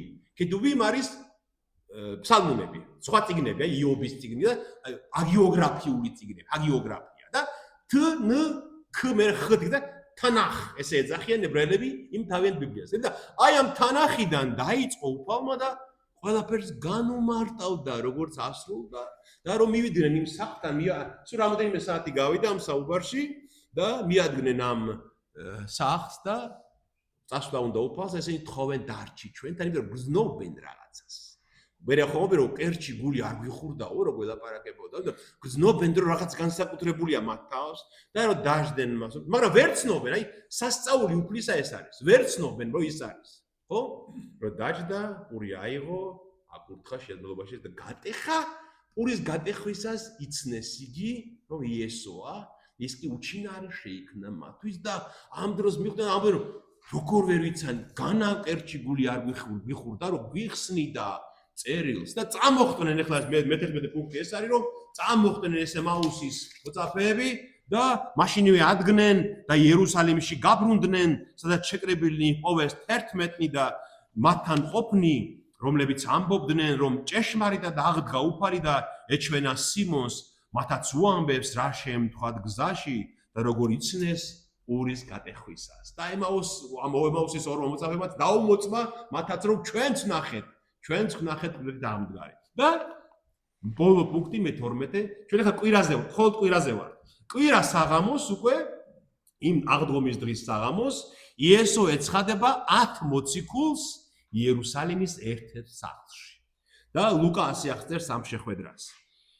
ამას რომ ამბობდნენ, თვითონ იესო ჩადგა მათ შორის და უთხრა მათ: "შვიდობა თქვენდა." ხოლო ისინი შეკრთნენ და შეძწუნდნენ. ასე ეგონათ, სულ სამხედავთო, მაგრამ იესომ უთხრა მათ: რას ძრწიხართ? ან რა აზრები აღიზრიან თქვენ გულში? შეხედეთ ჩემს ხელებს და ჩემს ფეხებს. ეს მე ვარ თვითონ. შემეხედა დაწმუნდებით, რადგან სულს არც ხორცი აქვს და არც ძვლები. მე კი როგორც ხედავთ მაქვს, ესეცა თქვა და ხელფეხი უჩვენა მათ, მაგრამ რა კი სიხარულისგან ვერ დაეჯერებინათ და განცუფრებული იყვნენ, უთხრა მათ: საჭმელი თუ გაქვთ აქ? და მისცეს მას შემწვარი, თევზის ნაჭერი და ფჭის თაფლი, მანაც აიღო და შეჭამა მათ თვალწინ. მოციქულებს ეცხადება უფალი და განცუფრებულები რახან ვერ იჯერებენ, მათ უნდა დაარწმუნოს იგი, რომ ის მოჩვენება კი არ არის. აი კიდევ ერთი დეტალი, რომელიც ადასტურებს სიმართლეს. მოჩვენება კი არ არის, რომ მოჩვენებები ბევრს უნახავს, ხო? რომ მას ხეული აქვს, ხელი, ფეხი, ხორცი აქვს და უნება აი ჩემი ხელები. წერია იონესთან რომ ფერდიც აჩვენაო. ხელები რატომ აჩვენა?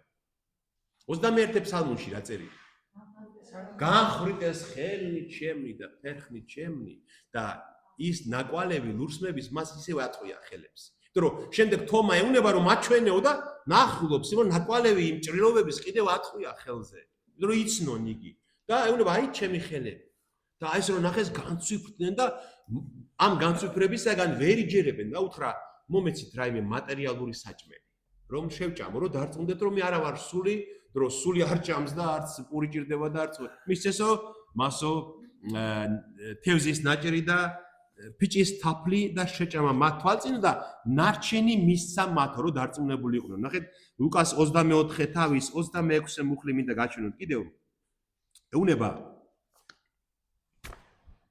ეუნება განა ასე არ უნდა ვნებულიყო ქრისტე და შესულიყო არა, ბოდიში 46-ე დავიკაცრავად და უთხრა მათ, ასე დაიწერა და ასე უნდა ვნებულიყო ქრისტე და მესამე დღეს აღმდგარიყო ყდრეთით და ქადაგებულიყო მისი სახელი და სახელით სინანული და ცოდვათა მიტევება ყველა ხალხში იერუსალიმიდან მოყოლებული. ამათაც იქ როგორც ჩანს, განუმარტავს, რომ ასე უნდა მომხდარიყო ეს ყველაფერი და მესამე დღეს უნდა აღმდგარიყო. ეხლა ბიბლიის სახარების ენა ასეთია, მოკლე, კომპაქტური ძალიან, იმიტომ რომ ჩვენ უნდა მე ვიფიქროთ ამაზე და ჩავთვლით. ქრისტე რეუნება განა ასე არ უნდა მომხდარიყო და მესამე დღეს არ უნდა აღმდგარიყავი. მე როგორც ჩანს ის წმინდა წელი თანახიდან იმ ადგილებს განუმარტავს, ჩვენ ახლა ვნახავთ ცოტა ხანში, მესამე დღეს აღდგომა სად არის ნახსენები წმინდა წერილში, ხო? და ამას ამითი განუმარტავს. და იოანე მოციქული იგივეს აღწერს, ხოლო კვირის იმავე დღეს, საღამო ხანს, როცა სახლის კარი, სადაც იყვნენ მოწაფენი იუდეველთა შიშით დახშული იყო, მივიდა იესო, შუაში დადგა და უთხრა მათ, მშვიდობა თქვენდა.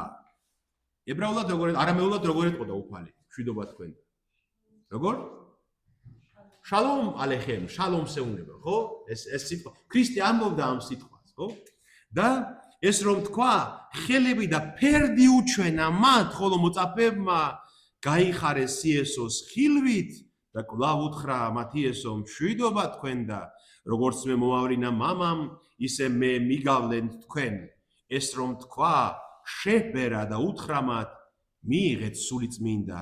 ვისაც მიუტევებ ცოდვებს მიეტევებათ და ვისაც დაუტოვებ დარჩებათ მათ. ხოლო თომა 1:12 რომელსაც ეთქვა ტყუპისცალი იესოს მისვლისას არ იყო მათთან. და ქრისტე აჩვენებს ამათაც ხელებს, ჭრილობებს და აძლევს ძალას ცოდვათა მიტევებისა. ესმით, რომ მისი სახელით შეჰბერა, მიიღეთ წმინდა სული, შეჰბერა და უთხრა ცოდვათა მიტევება არის მისი მთავარი გზავნილი, ხო? მისი ჯვარცმა ხო, ამიტომ მოხდა ჩვენი ცოდვების გამოსაწყიდან. და პირველი დავალება, რასაც ეუბნება მოციქულებს, არის ვისაც მის მონანულს, ვისაც მიუტევებ ჩემი სახელით. ანუ მიუტევებთ იმით, რომ ისინი იწამებენ მის ჯვარცმას, ხო? სხვანაირად ცოდვა მიტევება არ არსებობს. ესმით, აი ურწმუნო კაცი რო შემოვიდეს დღეს აქ ტაძარში. ურწმუნო, რომელსაც არ სწამს ქრისტეს ჯვარცმა. და მითხრას, მამო, აღსარება მინდა გითხრათ. მიეტევება მას ცოდვები. მას თუ არ სწამს, რომ ქრისტეს ჯვარცმამ გამოიწყიდა ის და ქრისტეს ძალუთ ცოდვათა მიტევება, მე მას ცოდვებს ვერ მიუტევებ და ვერც ვერავინ ვერ მიუტევებს. ამიტომ ცოდვათა მიტევება იწყება ქრისტეს ჯვარცმიდან, ამ რწმენიდან და შემდეგ არის დანარჩენი ყველაფერი აღსარება და სინანული და ღვთის შენდობის ლოცვაც. ეს ყველაფერი იქიდან გამომდინარეობს. ამიტომ ეს ძალა მისცა უფალმა მათ და წერია რომ თომა არ იყო მათთანო. და 8 დღის შემდეგ ერთი კვირის თავზე თომაც მათთან არის, ეს თქვენ იცით ეს ამბავი, ხო? ურწმუნო თომას ამბავი, როცა ქრისტე თომა ეუბნება რომ სანამ არ ვიხილაო მის ჭრილობებს, არ ჩავყოფ ხელს მის ფერდში, აი შუბი რო უგმირეს, სანამ არ ჩავყოფ ხელს იქ, არასოდეს ვიწამე. სახელი მის თომასი ტყუპისცალი რა, მარჩბივი. ტყუპისცალი ასე ნიშნავს, რომ ორმაგია თომა. ორმაგია, ხო, ტყუპი ხო ორს ნიშნავს.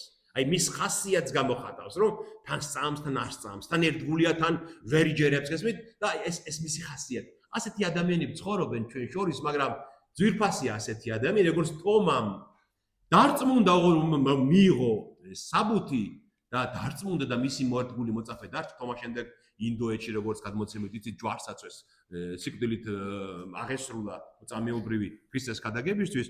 თომა მოდის შემდეგ ერთი კვირის თავზე უკვე მასთან არის და წმუნდება და იწამებს. უფალი ჩემი და ღმერთი ჩემი ამბობს და ემხობა მის წინ და ქრისტე რას ეუბნება?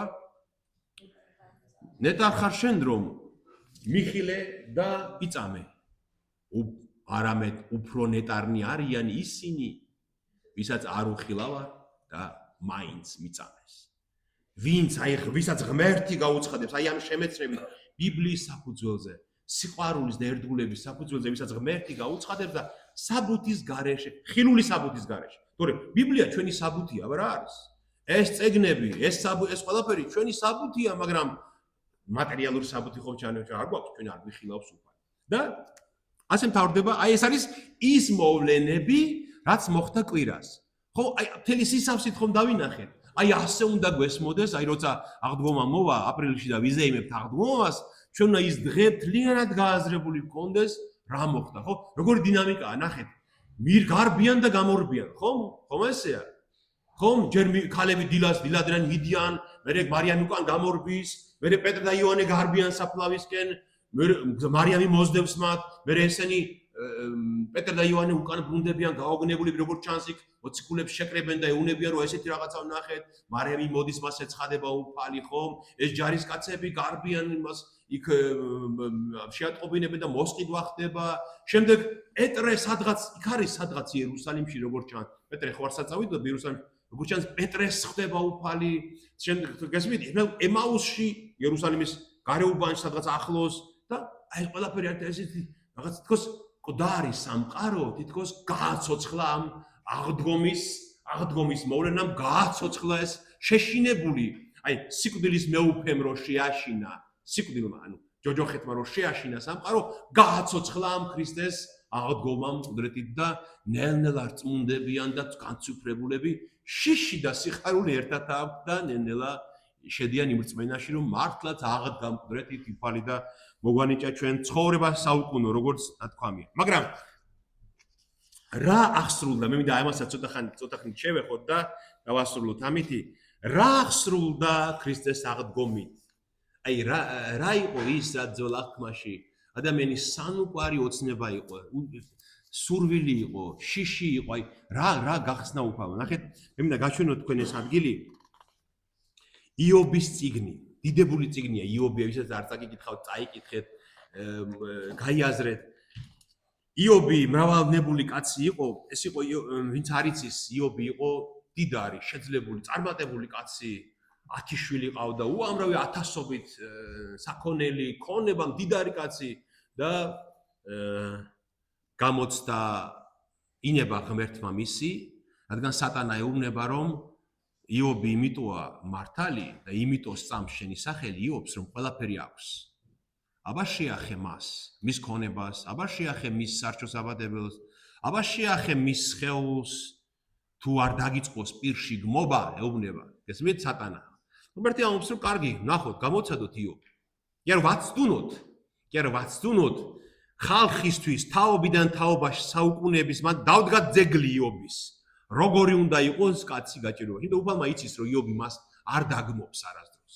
იობი კი ამ თავის ტანჯვაში წვალობს, ტირის, განიცდის, ფიქრობს, ეკამათება ასა მიდიან მე მისი მეგობრები, ეკამათებიან, იქნებ დამნაშავე ხარ, იქნებ ცოდვილი ხარ, იქნებ დაისაჯე. უამრავი რჩევა მოდის, მაგრამ იობი ბოლოს დასკვნა ამ წიგნის ის არის რომ ღვთის განგება შეუცნობელია ბოლომდე. არ ვიცით ჩვენ რატომ ხდება ტანჯვა ადამიანის ხანდახან მართალი ადამიანი რატო იტანჯება არ ვიცით ეს ჩვენ ეს ხოლმე ღვთის განგებაშია და ღმერთს ესმის ღმერთმა იცის ეს ამიტომაც უნდა მივენდოთ ღმერთს და იობი ამბობ ნახეთ როცა დაიწყება იობის ტანჯვა დაეხოცება შვილები დაკარგავს ყველაფერს და ბოლოს დასნეულდება თავადაც კეთრი აქვს და ნაცარში ზის და თიხის დაჭრით იფხანს სხეულს იმიტომ ძალიან აწუხებს აი ამ ტანჯვაში რო არის ასეთ სიტყვებს ამბობს იობი აი სიკვდილ სიცოცხლეზე ფიქრობს და იობის აი ეს ლოცვა აი ეს ფიქრი ეს ნატრა თელია კაცობრიობის ის იყო ასე ვთქვათ მართალი კაცობრიობის ლოცვა იყო ასე ვთქვათ და ნახეთ რას ამბობს მე-14 თავი იობის რადგანაც ხესაც აქვს იმედი თუ მოჭრიან კვლავ განახლდება და ყლორტები არ მოაკლდება თუ დაუბერდა მიწაში ფესვი და ღერო ჩაუკვდა ნიადაგში წყლის სუნზე კვლავ აყავდება და ყლორტებს გამოიყრის როგორც ახანდერგი ხე მკვდარი რომ გონია წყლის სუნს იგრძნობს თუ არა ისევ ამოიყრის მაგრამ რა ქნას უკაცმაო ჩვენ რა ვქნათო ჩვენ რო ჭკნებით ჩვენ ვეღარ ვახალდებით ჩვენ ვეღარ ცოცხლდებით ხო ამდენს გინდა დაუსხი მოხუცკარ წყალი ის ხო აღარ გაახალგაზრდავდება და ამბობს მაგრამ კაცი კვდება და ძლეულია სულს ამოუშვებს ადამიანი და სადღა არის შემდეგ ამბობს ნეტავ ქვესკნელში დამალავდე შემინახავდე ვიდრე შენი რისხვა გადაიulides, დროს დამინიშნავდე და მერე გამიხსენებდე. რატაცენება? ოხ, აი ამ ჩემ ტანჯვაში, სანამ შენი წყალობა გამოჩნდება, რა აღდგომას გულისხმობს. რაღაც შინაგანი რწმენა აღდგომის. სანამ შენ აღდგომით სიცოცხლეს მოგვანიჭებ, ამობს იობი. ნეტავ დამალავდეო, შემინახავდეო. ჩვენ ცხავთ ხოლმე რომ ნეტა ერთი დამაძინე ერთი თვითვაი, ძალიან დიდი ტანჯვა ან რამე რო გვაქვს და სადარდებელი ან პრობლემა და ნეტა ერთი თვით დამაძინა და გამაღვიძე როცა პრობლემა აღარ იქნება. ხო, თქო. აი ამას ამობს იობი. სანამ შენ გამოჩნდები და შენი ხსნა გამოჩნდებაო, ნეტავ დამალავდე, შემინახავდე, ვიდრე შენი რისხვა გადაიulides, დროს დამინიშნავდე და მერე გამიხსენებდე. დროს რომელ დროზეა ლაპარაკი? ქისეს აღდგომის დროზეა ზუსტად. აი შენ რო აღდგები, მაშინ გამიხსენე რომ გამაცოცხლო მეც ამას ამობს. აი გახსოვთ ის აბაზაკი რო ეუბნება, გამიხსენე უფალო როცა მოხვალ შენი. აი ამას ამობს იობიც. ხო საერთოდ საინტერესოა. და თუ მოკვდა კაცი განაკლავი ცოცხლებს, მთელი ჩემი მაშურალობის დღეები დაველოდებოდი ჩემი ფერის თვალების დადგომამდე. დამიძახებდი და მეც ხმას გაგცემდი, შენს ხელთა ქმნილება მოგენატრებოდა, თუ ახლა ჩემს ნაბიჯებს ითვლი, მაშინ ჩემ ცოდვებს აღარ დაუდარაჯდებოდი. ვინ აღარ udaraჯდება ახლა ჩვენ ცოდვებს? იესო ქრისტე. რომ მან გადაიხადა ჩვენი ცოდვებისთვის და იობი ამბობს, რომ ახლა თუ ნაბიჯებს მითვლი და შეიძლება მსჯი ამისთვის, რაც მე ჩავიდინე, მაშინ როცა გამომიხსნი და გამაცოცხლებ, ჩემს ცოდვებს აღარ დამითვლი. აი ეს არის იობის საოცარი იობის წიგნი იმიტოა შეტანილი ბიბლიაში რომ იობი ლაპარაკობს მაცხოვარზე, ყდით აღდგომაზე, განახლებაზე, გაწოცხლებაზე, რომელიც მაცხოვარს მოაქვს. და ნახეთ იობის მე-19 თავი, უფრო დიდებული ადგილი, კიდევ უფრო დიდებული. მაგრამ აი ამ ტანჯვაში ეს არის მე-14, ეს არის მე-19. ცოტა ხნით ამ დავა კამათში იობი ასეთ სიტყვებს ამბობს. მაგრამ ვიცი, ცოცხალია ჩემი მაცხოვარი. და საბოლოოდ აღიმართება მიწაზე. და როცა დაიშლება ეს ჩემი კანი, მე ჩემი ხორციდან ვიხილავ ღმერთს. ნახეთ რა ამბობს? ცოცხალია ჩემი მაცხოვარი. წამს რომ ის ვინც უნდა გამომიხსნას მე, ცოცხალია. ვინ არის ცოცხალი? ერთადერთი ვინ? ღმერთი. ღმერთია ჩემი მაცხოვარი. ჩემი გამომხსნელი ცოცხალია და საბოლოოდ ის დაიმკვიდრე, ის აღიმართება ამ მიწაზე და როცა დაიშლება ჩემი კანი, უფრო სწორი თარგმანია, თუმცა დაშლილია ეს ჩემი კანი, თუმცა გაიხსნა, თუმცა მოკვდა ეს ჩემი კანი, მე ჩემი ხორციდან მაინც დავინახავ ღმერთს, ამას ამბობს. მე თავად დავინახავ მას, ჩემი თვალები დაინახავენ და არა სხვისანი, გული დამელია მკერჩი მისი მოლოდინით. მეტი რა უნდა თქვას? თან იობი ცხოვრობდა აბრაამზე კიდე უფრო ადრე. ეს გადმოცემაში ასია. აბრაამი ცხოვრობდა დაახლოებით 20 საუკუნეში, 22 საუკუნით ადრე ქრისტემდე, ხო? და როგორც ჩანს, აი აბრაამის ეპოქა უფრო ადრეც და ეს მეხსიერებაში მე ებრაელებს ჰქონდა. და აი იმ დროს უკვე კაცთა ადამიანთა მეხსიერებაში მართალი ხალხის, პატიოსანი ხალხის მეხსიერებაში ეს არის რომ გინდაც მოკვდეს ჩვენი სხეული, გამომხსნელი მაცხოვარი ჩვენი როცა აღიმართება ამ დედამიწაზე როცა ჩვენი მაცხოვარი მოვა ჩვენ აღგვადგენს და თუნდაც მოკვდეს ჩვენი სხეული ჩვენი თვალებით ჩვენ მას ვიხილავთ. რადგან? იმიტომ რომ გავწოცხლდებით, იმიტომ რომ მარადიულ ცხოვრებაში გადავალთ მისგან ყდრეთით აღდგომით. ყდრეთით აღდგომაზე, ყდართა აღდგომაზე მე ახლა წავიკითხავ რომ არ გამიგიძებთ ძალიან.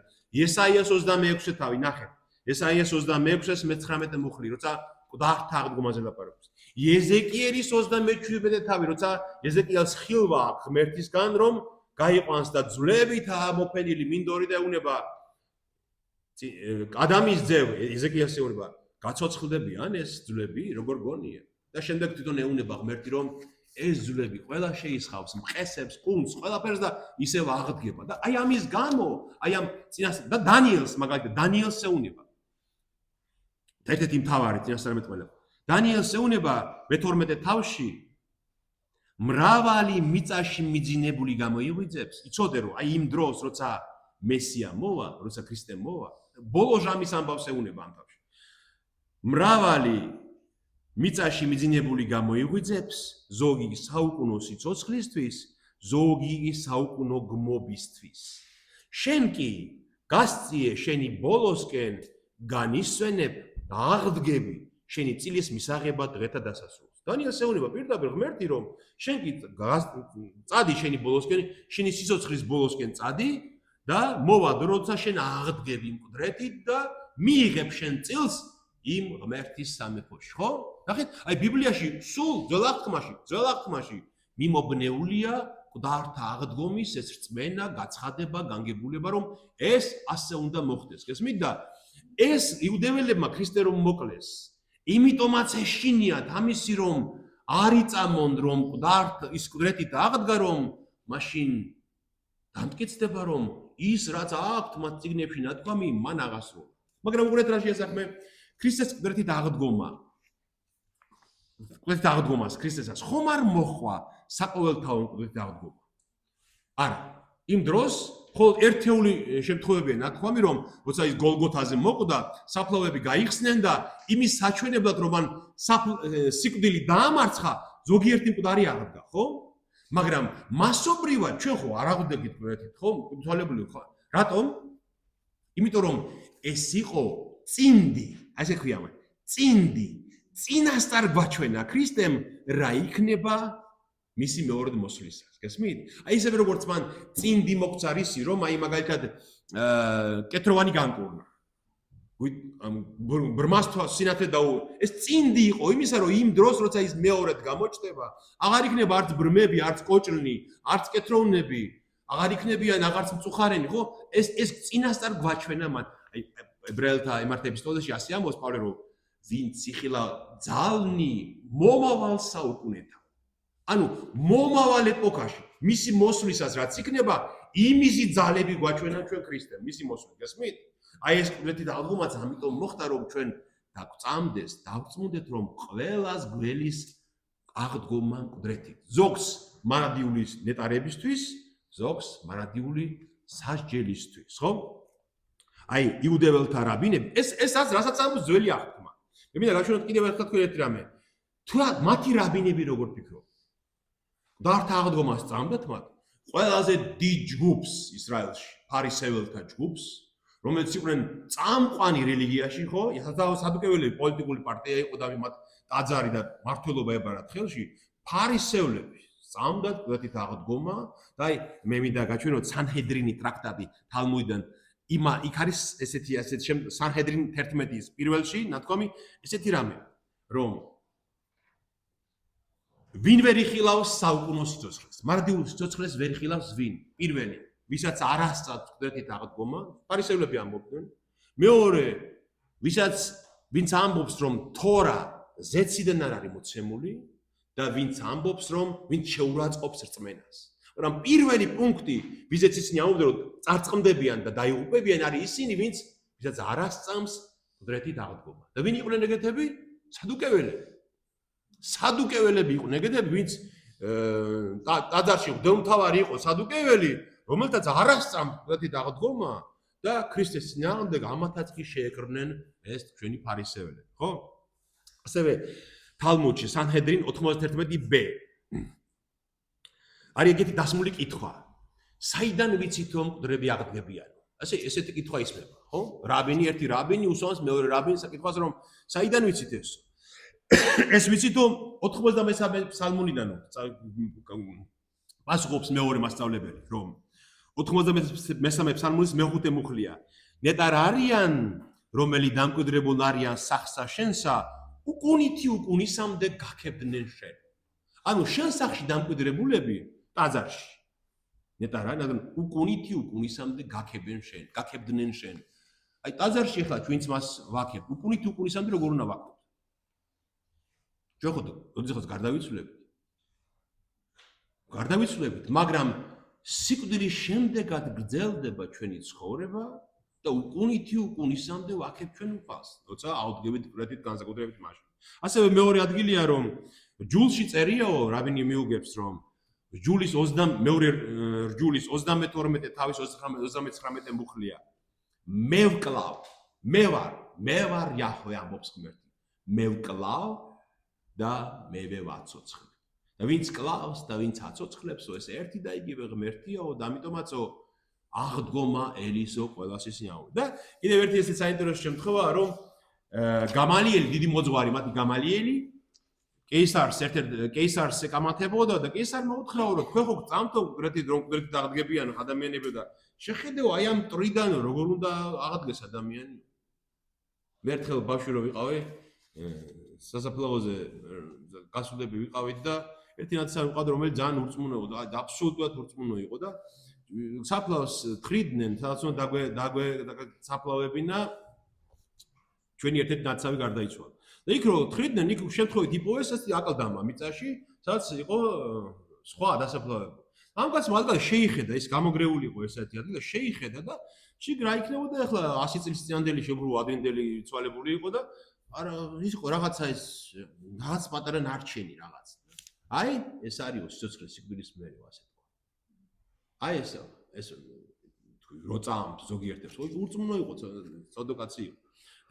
და ეს იგივე შეუნება ეს იმპერატორი რომ აი ამ მიწიდან ტრიდან როგორ უნდა აღდგეს სხეული როგორ უნდა გაცოცხლდეს და ამ გამალიელს ქალიშვილი იყო იქვეო და იმან უთხრა მოდი რა მე უპასუხებ მაგას ამ იმპერატორსო და კარგი უპასუხიო და ეს ქონა ეუნებაო რომ რომელი მეთუნე უფრო მაგარიაო თიხისგან ვინც აკეთებსო თუ წყლისგან ვინც აკეთებსო დოქს ხო რა თქმა უნდა წყლისგან ვისაც შეუძლია დოქის გაკეთება ის უფრო მაგარია ის მეთუნე ხო და აბაო დაფიქრდიო რომ ის ვინც წყლისგან აჩენს ადამიანსო თიხი მიწისგან ტრისგან არ შეუძლია აღადგინოსო ანუ გადაინიშნულობა რაზეა თქვენ რომ ის ჩასახვა ადამიანის ხომ ერთი წვეთის მე ათასედი ალბათ ის ხომ თესლი რაც ქალის სხეულში აი იმისგან თუ შეუძლიაო ადამიანის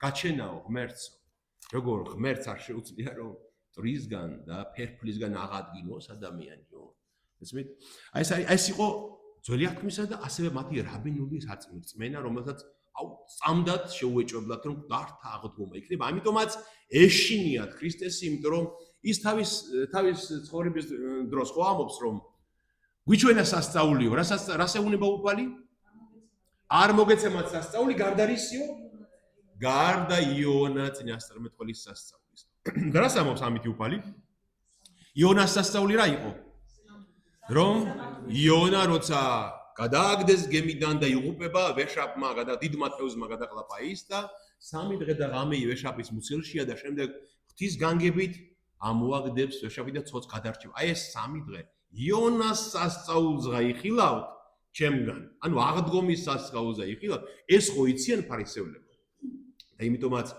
საშინლად ეშინიათ რომ არ გავცელდეს ის ხმა რომ კუდრეთით აღდგა იგი მაგრამ ამას ვერაფერი ვერ აჩერებს ამ რწმენას აი რომ დაიწყო იმ კვირა დღეს ეს რწმენა დღემდე მოდის თელ მსოფლიოში რომ ქრისტე აღდგა კუდრეთით და მოანიჭა სიცოცხლე ადამიანებს და კიდევ აი სამ დავასრულებთ ძველ აღთქმაში უძლიერესი წინასწარმეტყველებები კუდრეთით აღდგომის შესახებ ებრაელთა მე-11 თავში პავლე მოციქული ამას ახსენებს გაყრით და მინდა ამის საფუძველზე გავიხსენოთ ამბობს აბრაამი ისრაელის დასაწყისი ნახეთ ისრაელი დაიწყო თუ არა იმ წუთში ღმერთმა გაგვიცხადა რომ იქნება მკვდრეთით აღდგომა ხო აუთ აბრაამის შთაომავლისგან მოხდება ეს და აბრაამს ხო აძლევს აღთქმას ღმერთი რომ იცოდე შენი შთაომავლიდან ეკურთხება კაცობრიობა ხო შენი თესლისგან ესე შენი შთაომავლებიდან კი არა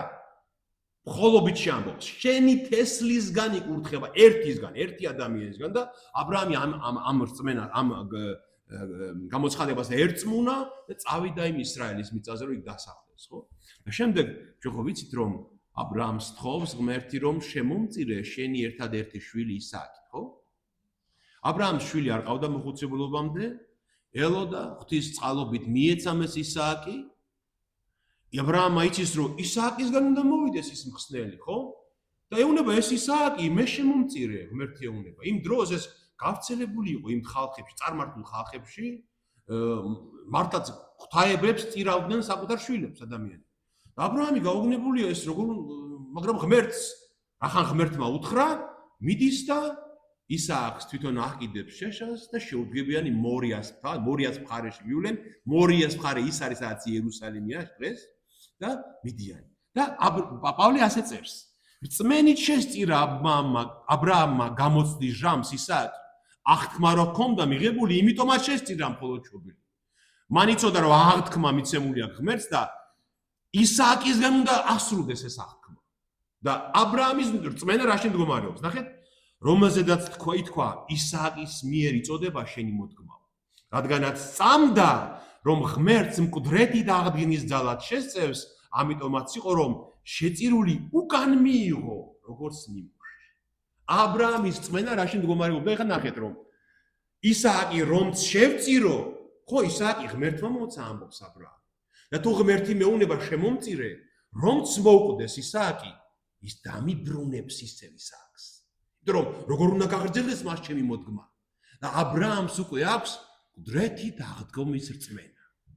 აი პირველი რწმენა აქ ჩანს მკვდრეთით აღდგინების. ნახეთ, რომ სწამდაო მას რომ ღმერთსო მკვდრის უკან დაბრუნებად შეუძლიაო და ამიტომაც წავიდა და ამას აკეთებს, მაგრამ ანგელოზი ეძახებს რომ შეწყვიტე, აღარ არის საჭირო იხილა ღმერთმა რომ ერთგული ხარ მის. გესმით? და აი ეს იყო ქრისტეს წინასახი. ისააკი იყო ქრისტეს წინასახი. შემდეგ ასევე დაბადების წიგნის 37 თავშია, როცა იაკობს 12 შვილი ყავს და იქ ერთ-ერთი ყველაზე საყვარელი შვილი ვინა ამისი? იოსები. და ეს იოსები რაღაცა უცნაური ყმაწვილია რა. და სიზმრებს ხედავს. და ამბობს რომ ერთხელ სიზმარი ვნახე, ძმებს ეუნება რომ ჩვენ ყველამ ძნები დადგითო ყანაშიო და ჩემ ძნასო თქვენმა ძნებმა თაყვანის წესო. ძმები ბრაზობენ ამაზე, როგორ შენ ჩვენზე მეტი ხარ? და ეუნება კიდევ სხვა სიზმრებსაც ეუნება რომ ზედა მთვარე მემცემდნენ თაყვანს. რაღაცა ესეთი უცნაური გამოცხადებებია. და ძმები შურის გამო წაიყვანენ და უნდათ რომ მოკლან და ბოლო წამს გადაიფიქრებენ რომ მოდიო კი არ მოკლათო, გავყიდოთო მონათო და ეგვიპტეში გაატანენ ქარავანს და აიღებენ იოსების ჭრელ ხალათს, რომელიც მამამ აჩუქა მას და თხას დაკლავენ, თხას და იმ სისხლში ამოავლებენ და მიუტანენ მამამის რომ იოსებიო ხეცმა დაგლიჯაო მოკვდაო. იოსებიც არის ქრისტეს წინასახი. გესმის? ეს ლამაზი მშვენიერი ჭაბუკი, რომელსაც ღმერთისგანა აქვს ეს კურთხევა, იმიტომ რომ ისეთია. და ნახეთ, სისხლიან ხალათს მიიტანდა, რომ დაიჭირა მამამ ეს სისხლიანი ხალათი, ატირდა მწარეთ, რომ ის შვილი მოუკვდა. აი როგორც მამა ღმერთმა გაწირა თავისი ერთადერთი ძე, ხოლო ჩობილი ძე, ღვთაებრივი ძე, აი ეს იაკობი და იოსების სიკვდილი არის სახე მამა ღმერთისა და მისი ძისა, რომელიც შეიწირა. მან დაღვარა სისხლი, როგორც იოსებმა დაღვარა სისხლი. მაგრამ იოსებს შემდეგ რა მოსდის? ეგვიპტეში რო ჩაიყვანენ, აღზევდება და მეორე კაცი ხდება ეგვიპტის სამეფოში. თითქოს მოკვდა და აღდგა იოსები. ამიტომაც იოსები იყო ქრისტეს წინასახი. ამიტომაც ქრისტეს რა ერქვა? იეშუა ვინ? ბენ დავით, ანუ დავითის ძე და მეორე რა სახელი რა იყო? ბენ იოზეფ. ორი სახელი ჰქონდა იეშუას. იმიტომ რომ მისი მამობილი ხო იოსები იყო. ხო მამამის ხო იოსები ერქვა. მაგრამ ძე იოსებისი ასოციაციას იწვევდა იმასთან, იმ იოსებთან, იმ მსგავსებას იმ იოსებთან, რომელიც წინასახია მისი, გესმით? აი ესეც აღსრულდა მის მოსვლაში. იონა თქვით და კიდევ ერთი და ამით მეც აღარ გავაგზავნებ, ლევიანთა წიგნი არის ბიბლიის მესამე წიგნი, სადაც ღმერთი ასწავლის ისრაელს როგორ გახდეს წმინდა ერი, როგორ უნდა ემსახუროს უფალს. აი ლევიანთა წიგნი ძალიან საინტერესო წიგნია, იმიტომ რომ იქ არის მითითებები, როგორ უნდა იყოს სიწმინდეში, როგორ უნდა იცხოვროს ისრაელი. აი წმინდად როგორ უნდა იცხოვროს, რა უნდა იყოს მისი მსახურება, როგორ უნდა შესწიროს ფერფლი და იქ არის მითითება პასექზე, იქ არის მითითება უფუარობაზე, იქ არის მითითება შაბათობაზე, დღესასწაულებზე, რომელიც მათ უნდა იდეოს კარვობაზე. ერთ-ერთი დღესასწაულია რომელი? პირველ მომკილის დღესასწაული.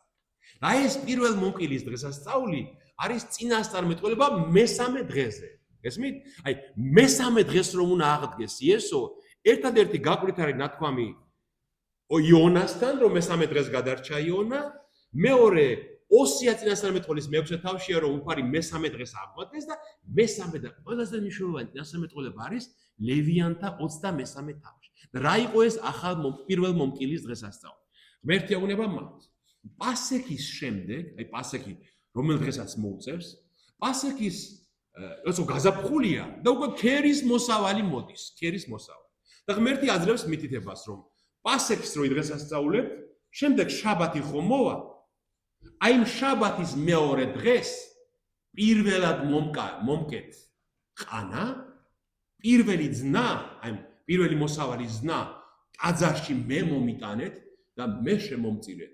მიეცით მღვდელს, მღვდელი ტაძარში შეარხევს ამ პირველ ძნას, როგორც შესაწირს, პირველ შესაწირს ღმერთისადმი და ამის მერე იწყებოდა ისრაელში კა.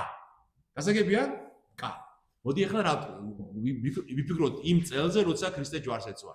რომელ დღეს დაემთხვა პასექი იმ წელს? პასექი ყოველთვის პარასკევს კი არ იყო. პასექი შეიძლება იყოს 2 შაბათსაც, 4 შაბათსაც, 5 შაბათსაც. რომელ დღეს დაემთხვა პასექი, დაემთხვა პარასკევს?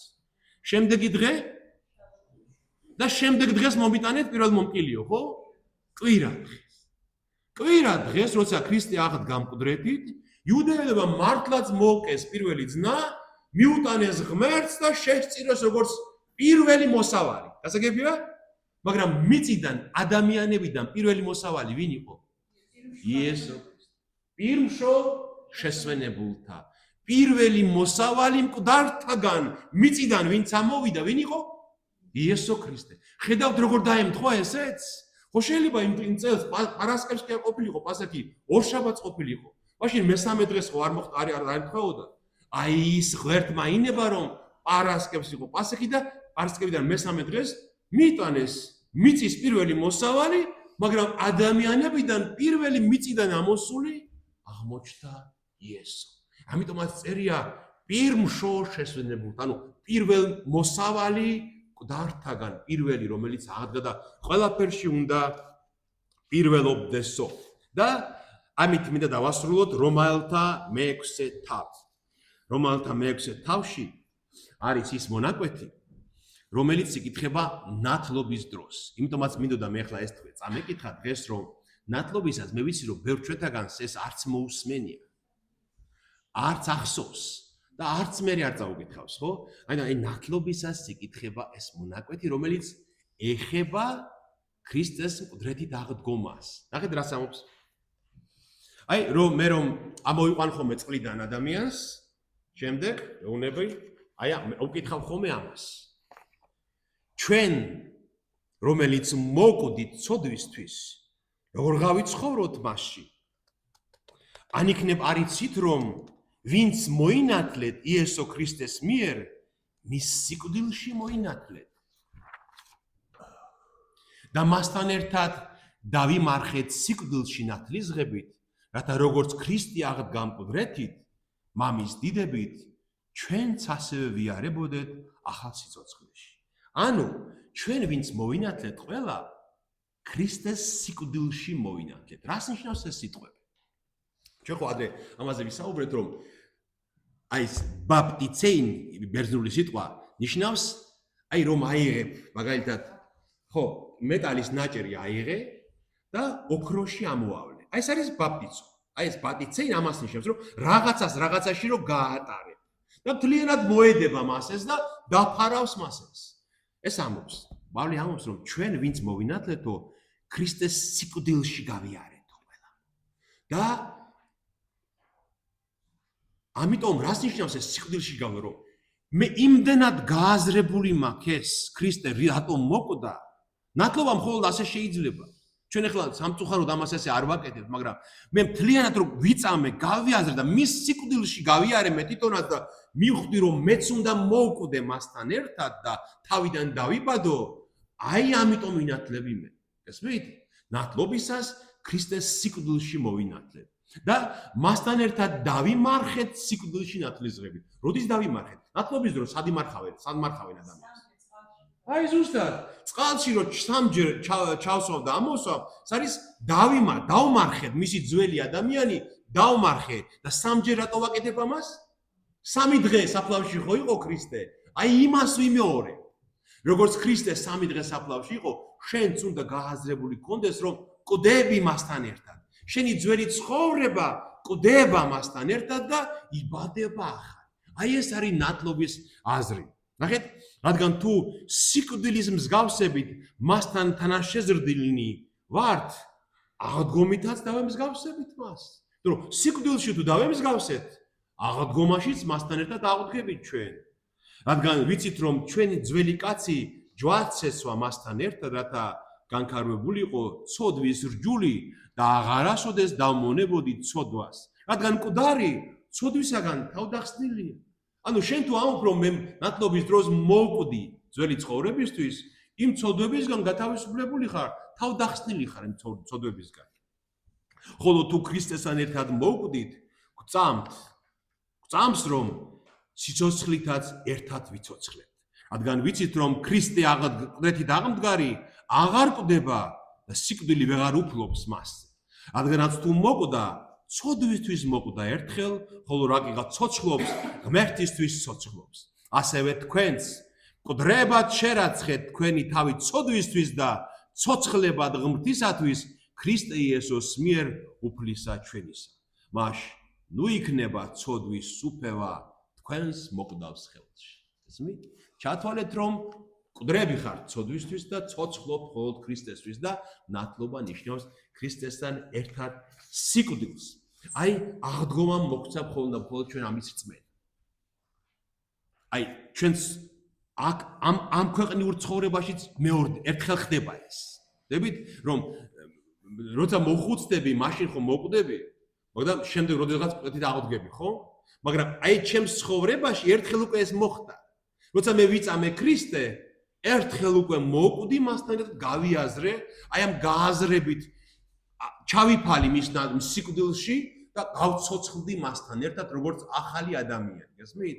ვისაც ეს წამს, ყველაფერს შეძლებს ქრისტიანულ ცხოვრებაში. და ვინც ფორმალურად ინათლება მხოლოდ და ეს არ აქვს გააზრებული, აი ეს ცხოვრობს, არც არის ქრისტიანი, თითქოს არის ქრისტიანი, მაგრამ თავარი არ ესმის მას ქრისტიანობაში, გესმით? და ვისაც ეს გააზრებული აქვს, ღვთის წყალობაც და ძალაც და ნიჭებიც მასზე თავს იყრის და უკვე ყველაფერი ადვილი შესასრულებელია, გესმით?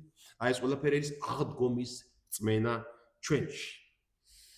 აი მე მგონი ამით დავასრულოთ დღეს საუბარი და კიდევ რაც თავარი, რაც რა უყოთ იმ ოსირის და ადონის და ატის და იმ წარმართულ ღმერთებს რომ ამობენ რომ ისინიც აღდგნენ კვდრთით მითოლოგიაშიც რა უყოთ იმას, რა პასუხი გავცეთ მას. რატომ არის კაცობრიობის ზოგიერთ ნაწილებში რწმენა მითოლოგიაში ამის აღდგომის შესახებ. აი მე აქ წამოგიღეთ რომ მე ჩვენი მეთქვა ეს არის იყო ასეთი თეოლოგი ფინხას ლაფით. ავსტრიელი იუდეველია, ებრაელია, მაგრამ ავსტრიაში ცხოვრობდა ეს კაცი გასულ საუკუნეში, გარდაიცვალა სადღაც 60-იან წლებში თუ არ მეშლება და იუდეველია, მაგრამ ეს იყო ერთ-ერთი პირველი, ვინც დაიწყო დიალოგი ქრისტიანობასთან, ქრისტიანულ ეკლესიასთან. გესმით და ის ცდილობს აი ამ თავის ბევრი წიგნების აქვს გამოშვებული მას დაწერილი, ცდილობს რომ აი შეხების წერტილები იპოვოს ჩვენს და იუდეველებს შორის. აი რა გვაქვს საერთო, რადგან ერთმანეთის მტრები არ უნდა ვიყოთ, რომ კი იუდეველებმა, ებრაელებმა ბევრმა არ იწამეს ქრისტე, მაგრამ ბევრი გვაქვს ჩვენ საერთო, იმიტომ რომ ის ამბობს რომ იეშუა ჩვენი ხალხის შვილია, ჩვენია და აი მაგალითად აი ეს წიგნი არის მოტანილი მაქვს აღდგომა ერთი იუდაური სარწმუნოებრივი გამოცდილება ასე ქვია. და აღდგომას ის ამბობს რომ აღდგომა ნამდვილად ეს იუდეველთა რწმენა და ქრისტე რომ აღდგა მკვდრეთით, ის ამბობს რომ ეს ასე იქნებოდა. და აი ამ წიგნში მე ვიპოვე ძალიან საინტერესო ერთი მონაკვეთი, როგორც იყო მე-12 საუკუნეში იყო ძალიან ცნობილი ფილოსოფოსი, თეოლოგი იუდაიზმში მოსე ბენ მაიმონ ესე ერქვა მას. რამბამს ეძახიან შემოკლებით მოშე მაიმონის ძე, ასე თქვა. ბენ მაიმონ არის. მაიმონიდის, ხო, მოსე მაიმონიდის უკვე ეს მე ლატინურებულია, ხო? და მას აქვს ესეთი წიგნი დაწერილი შეეჭვებულის ხელისამყრობელი, ასე ქვია რა.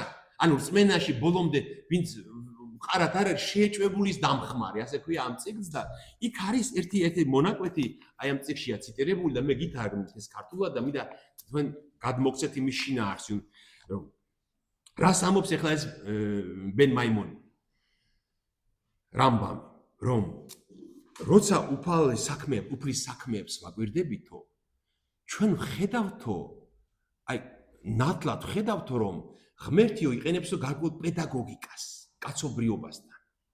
და ღმერთმა იცისო, რომ უცბად დღეიდან ხვალეზე ერთი ხელის მოსმით შეუძლებელი ადამიანი გადაეჩვიოს იმას, რასაც ის მიჩვეულებს. ხო?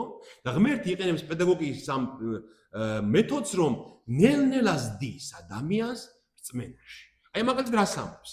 როდესაც მოსემ ისრაელი გამოიყვანა ეგვიპტიდანო, იმ დროს, იმ ეპოქაში ზოგადად ღმერთების თაყვანისცემა როგორ გამოიხატებოდა? მსხვერპლის და შეწირვით, კერპების წინაშე თაყვანისცემით და საკმევლის კმევით, მაგალითად, ხო? და ეს ხალხი იქიდან რომ გამოვიდა ეგვიპტიდანო, ამათ ეს ჰქონდათ ნანახი. იმ სამყაროდან გამოვიდნენ, ხო? გახსოვთ, სინას მთაზე მოსე რო ავიდა 10 მცნების ჩამოსთან, რა გააკეთეს მათ? ხბოს კერპი ჩამოასხეს და უკმევენ, ღრეობენ, დაყრეს საკლავი და თაყვანს სცემენ. რატომ?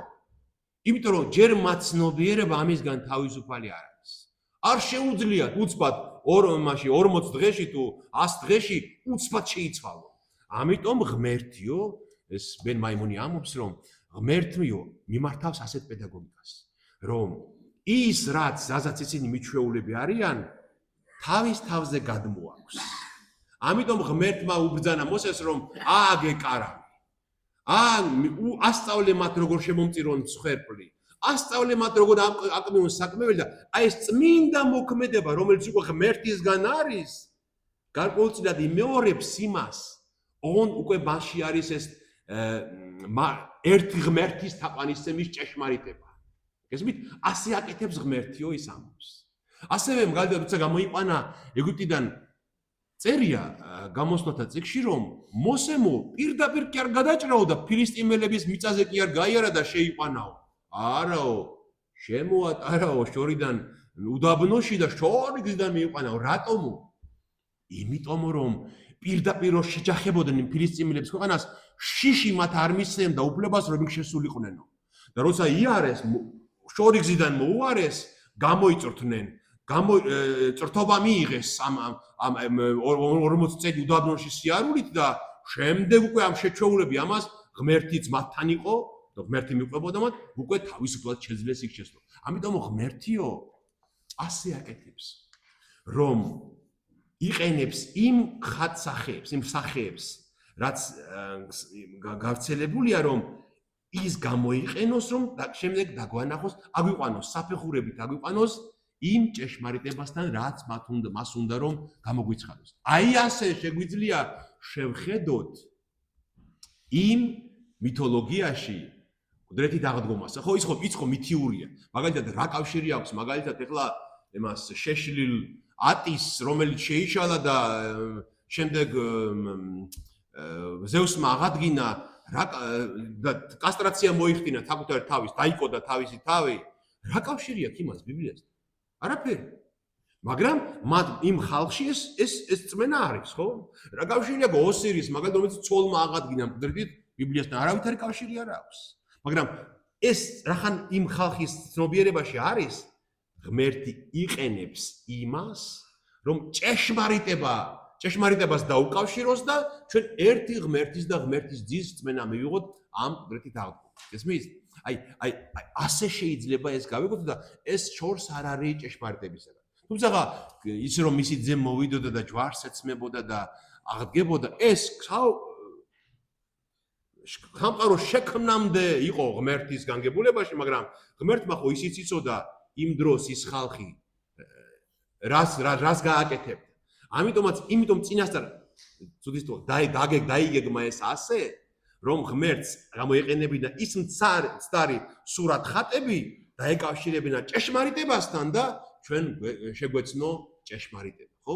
აი მაგალითად ბუდისტების სალოცავში რო შეხვიდეთ თქვენ დღეს, იქაც აქვს საკურთხეველი იმათ. მაგრამ ის საკურთხეველი ხო ის არ არის რაც იერუსალიმის ტაძარში იყო. ის ხო სხვადასხვა რამე. მაგრამ ასე ხდება სამყაროში ასეა.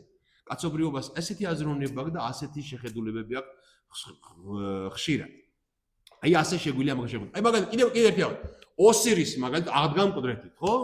ან ადონისი აღდგა მკვდრეთით. გვაჩვენეთ ძველი აღთქმა, რომელიც ადონისთან არის დაკავშირებული. ხო არ გვაჩვენეთ? სად არის წინასწარმეტყველება იმაზე, რომ ადონისი უნდა აღდგას მკვდრეთით? ან გვაჩვენეთ წიგნები, გვაჩვენეთ წინასწარმეტყველებანი, რომელიც ოსირისთან არის და ხო ვერ ვიპოვით ამას. ხო და ჩვენ იესოსთან აი რამდენი რამე ვნახეთ დღეს, ხო? რომელიც მის მოსვლასთან და აღდგომასთან დაკავშირებით, რამეთომაც ეს მხოლოდ გარეგნულად გავს ერთმანეთს, მაგრამ აბსოლუტურად სხვადასხვა რაღაცებია და ერთმანეთთან არავითარი კავშირი არ აქვს. ამიტომაც ხანდახან ურწმუნო ადამიანები ბიბლიის მოწინააღმდეგეები ამბობენ, რომ ეს ლეგენდებია, ეს ზღაპრებია, რომელიც სხვებსაც აქვს, მარტო თქვენ კი არ აქვს, მაგრამ ეს იმიტომ რომ უცოდინრობის გამო ამბობენ ამას. არც ერთ იმ გმირს, რომელიც ვითომ მითოლოგიურ გმირს, რომელიც დედით აღდგა, არ გააჩნია ის საფუძველი, ძველი აღთქმის სახით, რაც ქრისტეს მოსვლას აქვს. იმიტომ რომ ეს არის ჭეშმარიტი, ეს არის ღმერთისგან და ეს არის ღვთაებრივი. დიდება უფალს. აი ეს მე მგონი საკმარისია დღეს. კითხვები თუ აქვს იმეს? არა. დიდება ღმერთს. მადლობა თქვენ და შემდეგ მე ხა ვფიქრობ რომ შევისვენოთ რაღაც პერიოდი რამოდენიმე თვე ცოტა მეტი და შემდეგ ვფიქრობ რომ იქნება ლუკას სახარება ხაების განმარტება გავაკეთოთ კიდევ. შეგვაძლებინოს ღმერთი. აბა მადლობა.